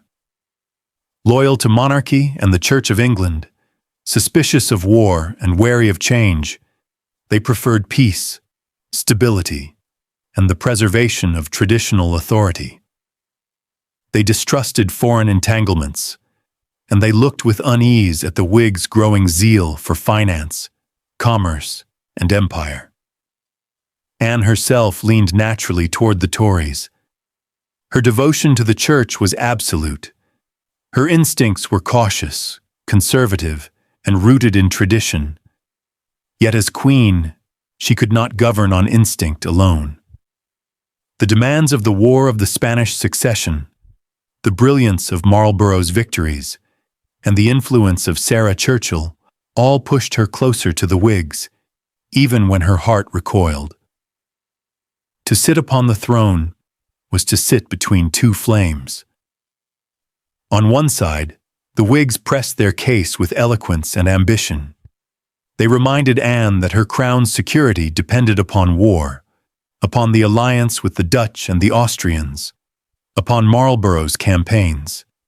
They promised her glory and permanence if only she would give them her trust. On the other side, the Tories whispered of loyalty, of peace, of the Queen's own values. They flattered her as the guardian of the Church, the mother of the nation, the protector of England's heart. They warned her of Whig arrogance, of their drive to make Parliament sovereign at the expense of the Crown. Anne's reign became an endless act of balance, shifting, adjusting, appeasing one side without losing the other. It was a dance that drained her strength and tested her patience. In the early years of the war, the Whigs gained the upper hand. Marlborough's victories at Blenheim, Ramillies, and Oudenarde gave them leverage. The Whig junto, a group of powerful ministers, pressed Anne to appoint more of their allies into government. They argued that only united Whig leadership could sustain the war effort. Reluctantly, Anne gave way. The Whigs filled her court and Parliament, and Sarah Churchill urged her constantly to give them more trust. But Anne was never comfortable. Their dominance felt suffocating, their zeal relentless. Even as she smiled in public, she chafed in private. By the late 1700s, the war dragged on. Taxes rose, men died, and the bloody cost of Malplaquet in 1709 turned public opinion. The Tories seized the moment. They promised peace, relief from burdens, and an end to the endless bloodshed. At the same time, Anne's personal relationship with Sarah Churchill collapsed. Into Sarah's place stepped Abigail Hill, quiet, humble, and sympathetic to Anne's Tory leanings. Abigail's presence gave the Tories a channel of influence. Gradually, Anne began to push back against Whig domination. In 1710, a great shift occurred. The Whigs fell from favor, and the Tories swept into power. It was one of the great political reversals of her reign. Anne had reclaimed her independence, but in doing so she tilted her kingdom toward peace and toward the looming question of succession. The rivalry between Whigs and Tories was more than court intrigue. It shaped the very future of Britain. The Whigs tied their fortunes to the Hanoverian succession, ensuring that Protestantism and parliamentary supremacy would endure. The Tories, though loyal to Anne, included within their ranks men who looked with sympathy toward the exiled Stuarts, dangerous ground that Anne herself could never tread. Thus, Anne's reign ended with the seeds of the future planted. A Britain increasingly defined by parties, by parliament, by debate and division. Her careful balancing could only last while she lived. After her death, the scales tipped toward the Whigs, toward Hanover, and toward a new political age. For Anne, the struggle between Whigs and Tories was not a game of politics. It was the very fabric of her reign. Her health weakened, her children gone, her dynasty ending. Yet still she endured the quarrels of ministers, the betrayals of friends, and the endless balancing of rival parties. In her quiet dignity, she remained steady, even as the factions swirled around her. To govern in such times was no easy feat. To survive, to preserve the crown, and to hand it on intact. That was Anne's achievement. The age of Whigs and Tories had begun, and Anne had been its first queen.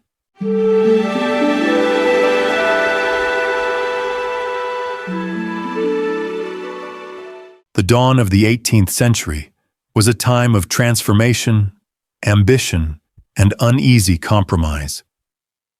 At the heart of this change stood Queen Anne, the last Stuart monarch, navigating a kingdom torn between centuries of rivalry, religion, and politics.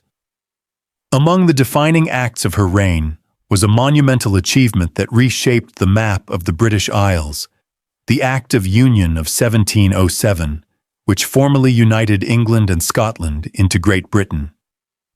For centuries, England and Scotland had existed as two separate kingdoms, sometimes allies, often rivals. The crowns had been united since 1603 when James VI of Scotland became James I of England, but the kingdoms remained legally and politically distinct.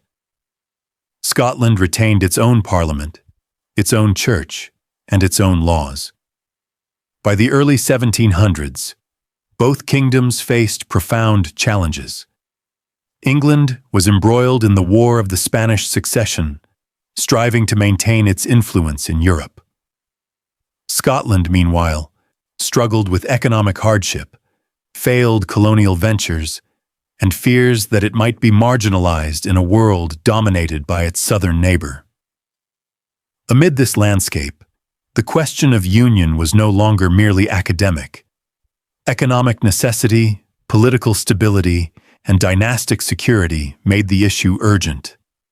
Both nations feared foreign powers exploiting division, and the question of succession after Anne loomed large.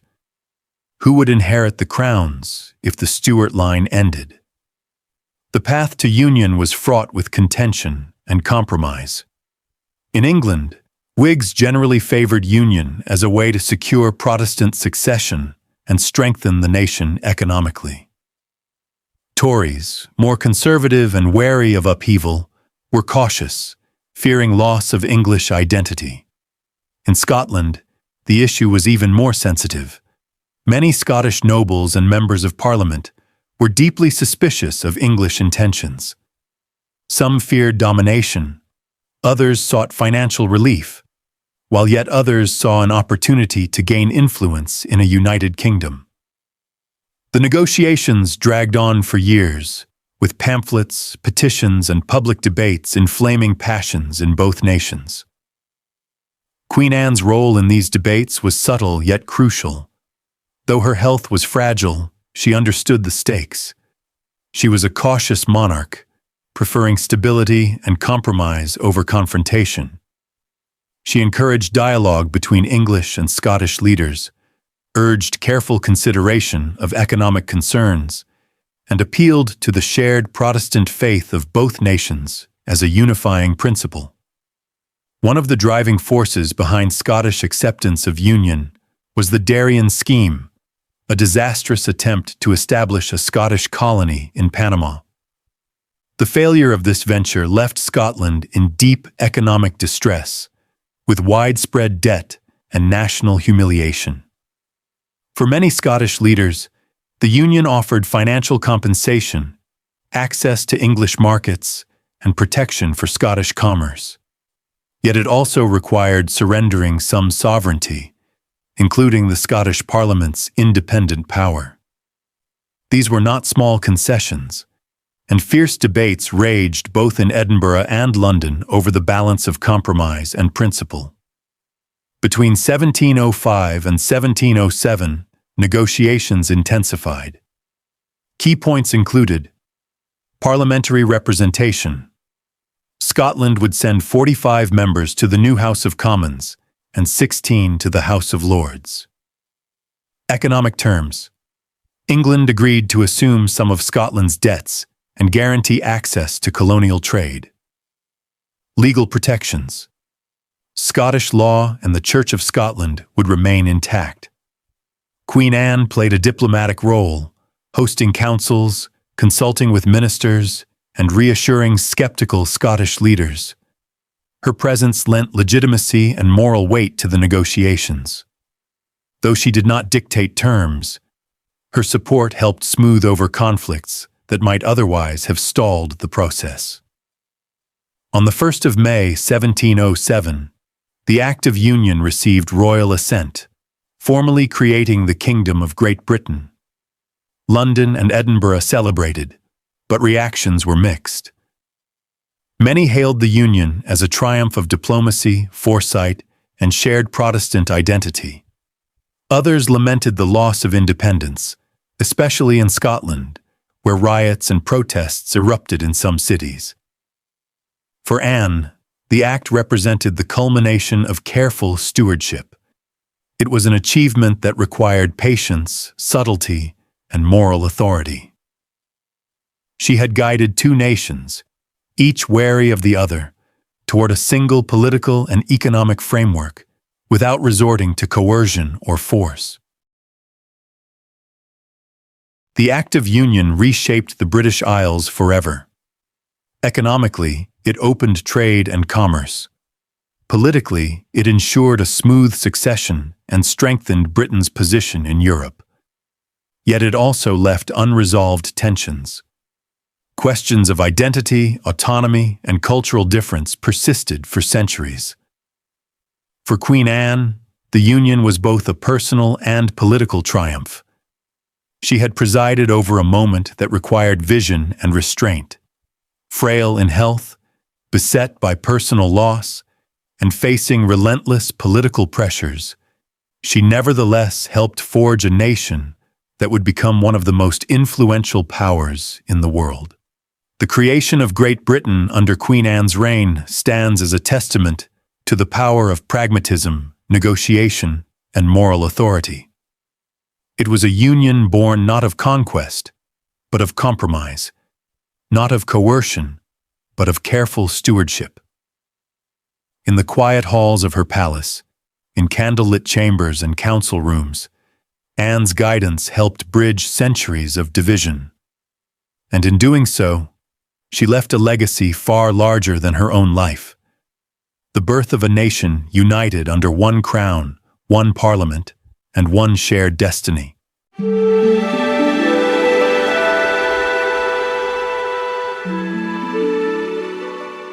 The final years of Queen Anne's reign were marked by decline, uncertainty, and the shadow of succession. Though she had presided over one of the most pivotal eras in Britain's history, her last years were defined not by triumph, but by frailty, both her own body and the fragile stability of her kingdom. By the early 1710s, Anne was a woman worn down by decades of grief and physical pain. Years of pregnancies had ravaged her health, yet not one of her many children survived into adulthood.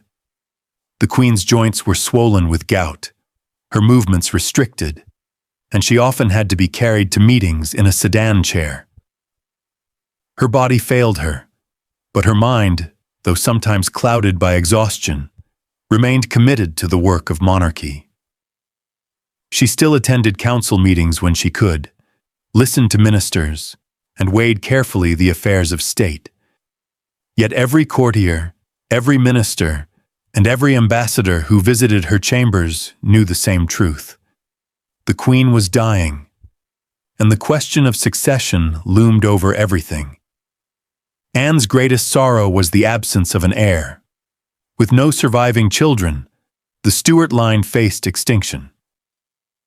The Parliament had already set the course years earlier, with the Act of Settlement, 1701, which declared that if Anne died without issue, the crown would pass to the Protestant heirs of the House of Hanover, a German princely family descended from James I's daughter. This decision was not without controversy. To many Tories, especially those who remained sympathetic to the old Stuart line, this foreign dynasty felt like an imposition, cold, distant, and alien. Whigs, by contrast, championed Hanover as the safeguard of Protestant succession, the surest way to prevent a Catholic Stuart restoration. Every day that Anne's health declined, the urgency of this question grew sharper. Would Britain accept Hanover, or would Jacobite claimants, like James Francis Edward Stuart, known as the Old Pretender, rise to challenge the settlement? Anne's final years were consumed by the bitter rivalry of Whigs and Tories. The Queen herself leaned toward Tory ministers, but she was never fully their creature. She often sought balance, playing one faction against the other, yet as her strength waned, her ability to control their ambitions weakened. In her council chambers, Anne endured hours of tense debate between men whose loyalty to crown and country was often shadowed by loyalty to party. Whigs pressed for a firm embrace of Hanoverian succession, while Tories hesitated, some secretly sympathetic to the Jacobite cause. Pamphlets, speeches, and even sermons stoked public passion. Coffeehouses buzzed with speculation about Anne's health, her ministers' maneuverings, and what would happen when the Queen was gone. Though politics swirled around her, Anne's private world was one of sorrow and loneliness. She had outlived her husband, Prince George of Denmark, whose death in 1708 had left her bereft of companionship. She had outlived her children, and she had grown estranged from her once beloved friend, Sarah Churchill, Duchess of Marlborough. Anne's final companions were a small circle of attendants, among them Abigail Masham, whose quiet influence over the Queen angered powerful courtiers. Yet even here, in her intimate chambers, Anne was never free of politics. For every friendship she kept or lost rippled outward into the factions of her realm. Despite Tory reluctance and Jacobite plots, the machinery of succession was already set. The Act of Settlement had made it law. Upon Anne's death, the crown would pass to the Elector of Hanover's son, George. Anne herself accepted this, though perhaps with resignation rather than enthusiasm. She understood that without a secure Protestant succession, her kingdom risked civil strife. In her last speeches to Parliament, her words carried both gravity and weariness. She urged unity, warned against division, and spoke of the need for stability beyond her reign. But even as she tried to strengthen the settlement, Jacobite sympathizers whispered of restoring James Stuart, waiting for the moment of her death to act. The Queen's very life became a fragile shield against potential rebellion. On the 1st of August, 1714, Queen Anne breathed her last. She was only 49 years old, but her long years of suffering had made her seem far older. At the moment of her death, courtiers and ministers acted swiftly to enforce the succession. Within hours, proclamations were issued declaring George I of Hanover as King of Great Britain. The transition, though uneasy, was peaceful. The Jacobites had hoped for chaos, but instead, the machinery of Parliament and monarchy worked with remarkable speed. Anne's death marked the end of the Stuart dynasty, which had ruled England and Scotland for over a century. Her reign closed not with rebellion or collapse, but with the quiet passing of sovereignty from one line to another. Anne's final years are often remembered for her frailty, yet her role was profound. She had presided over the Act of Union, creating Great Britain. She had guided the kingdom through the War of the Spanish Succession, and in her last days, she had ensured that succession would not be left to chance, but to law. Her reign closed an era and opened another, the beginning of the Hanoverian dynasty, which would dominate Britain for centuries to come.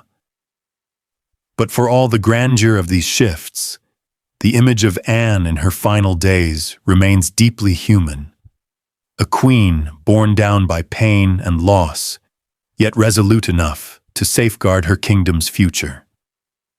In her last breath, Queen Anne carried the weight of a dynasty's end and a nation's uncertain beginning. From her frail hands passed a crown that would shape the modern age.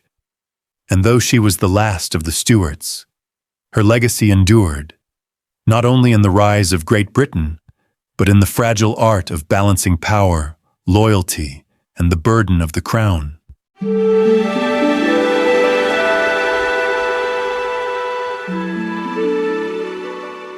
When Queen Anne died in 1714, she left behind more than a crown and a kingdom. She left behind a legacy wrapped in paradox. Frail in body, often uncertain in speech, she nevertheless presided over one of the most transformative periods in Britain's history. Yet history has not always been kind to her. To some, Anne was weak, manipulated by stronger personalities. To others, she was a patient, cautious ruler who carefully navigated one of the most divided eras in British politics. Her memory, like her reign, is a tapestry of contradictions, woven over centuries of interpretation, forgetting, and rediscovery. Anne's death marked the extinction of the Stuart dynasty, which had ruled England and Scotland since the early 17th century. With no surviving heirs, the Stuart line passed into memory, replaced by the Hanoverians, a German dynasty that would steer Britain into the modern age.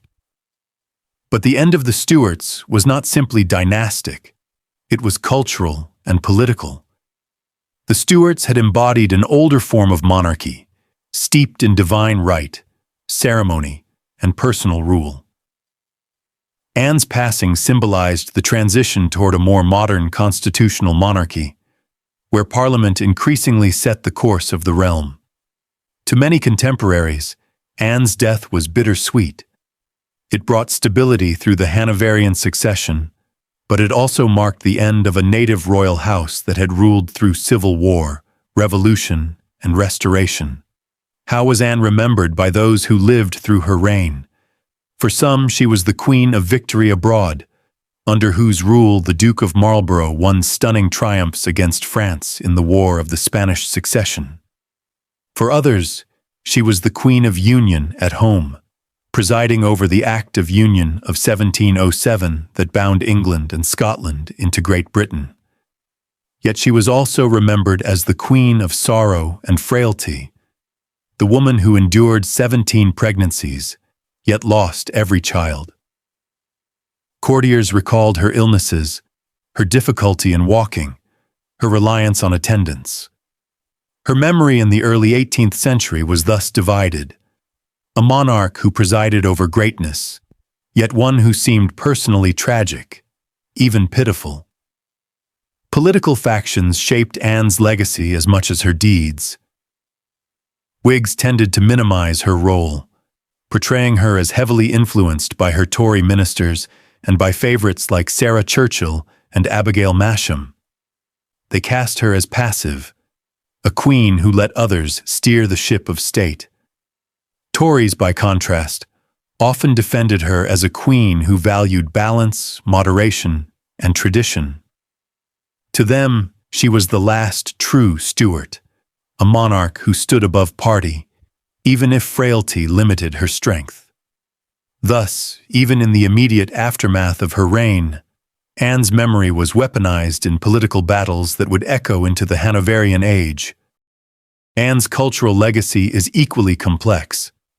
Unlike Elizabeth I or Victoria, she did not inspire a golden age of imagery.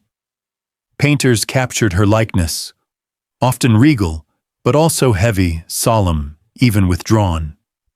She lacked the dramatic aura of Elizabeth's iconography or the imperial grandeur of later monarchs. In literature, she appeared occasionally, but often overshadowed by the political giants of her time: Marlborough, Swift, Addison, and Pope. Her reign became remembered as an age of writers, soldiers, and statesmen, rather than of the Queen herself. Yet in more subtle ways, Anne remained present. The Queen Anne architectural style, characterized by elegance and restraint, became an enduring legacy, shaping houses and buildings long after her death. Her name became attached to an aesthetic of grace and balance, even if she herself faded from the spotlight. Historians of later centuries judged Anne differently, often reflecting their own eras. In the 18th and 19th centuries, she was dismissed as weak, overshadowed by her ministers and by her ill health. In the Victorian age, when dynastic grandeur was celebrated, she was nearly forgotten, her reign seen as an interlude between the more colorful Stuarts and the rising Hanoverians. In the 20th century, however, scholars began to reevaluate her. They recognized her skill in navigating factional politics, her steadiness in times of crisis, and her quiet determination in the face of immense personal suffering.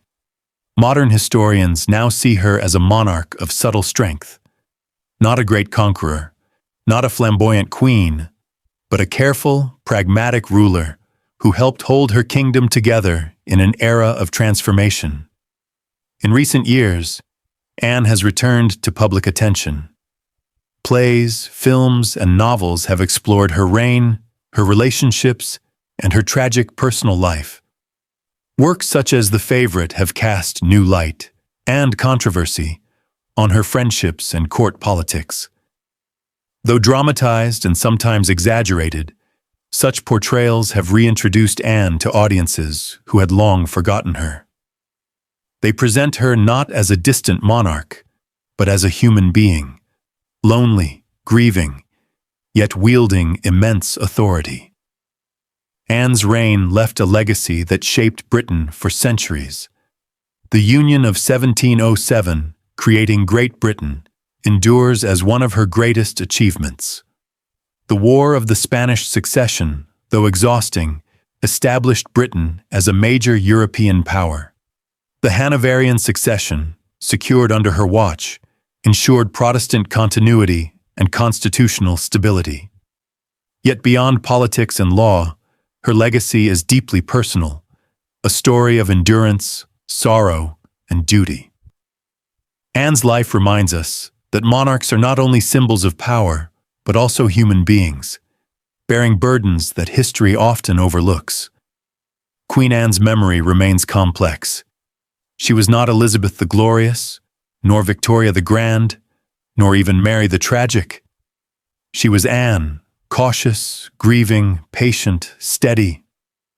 A queen who oversaw the birth of Great Britain, the victories of Marlborough, and the dawn of Hanover. Her reign was the last chapter of the Stuarts, a dynasty that had guided and divided England and Scotland for over a century.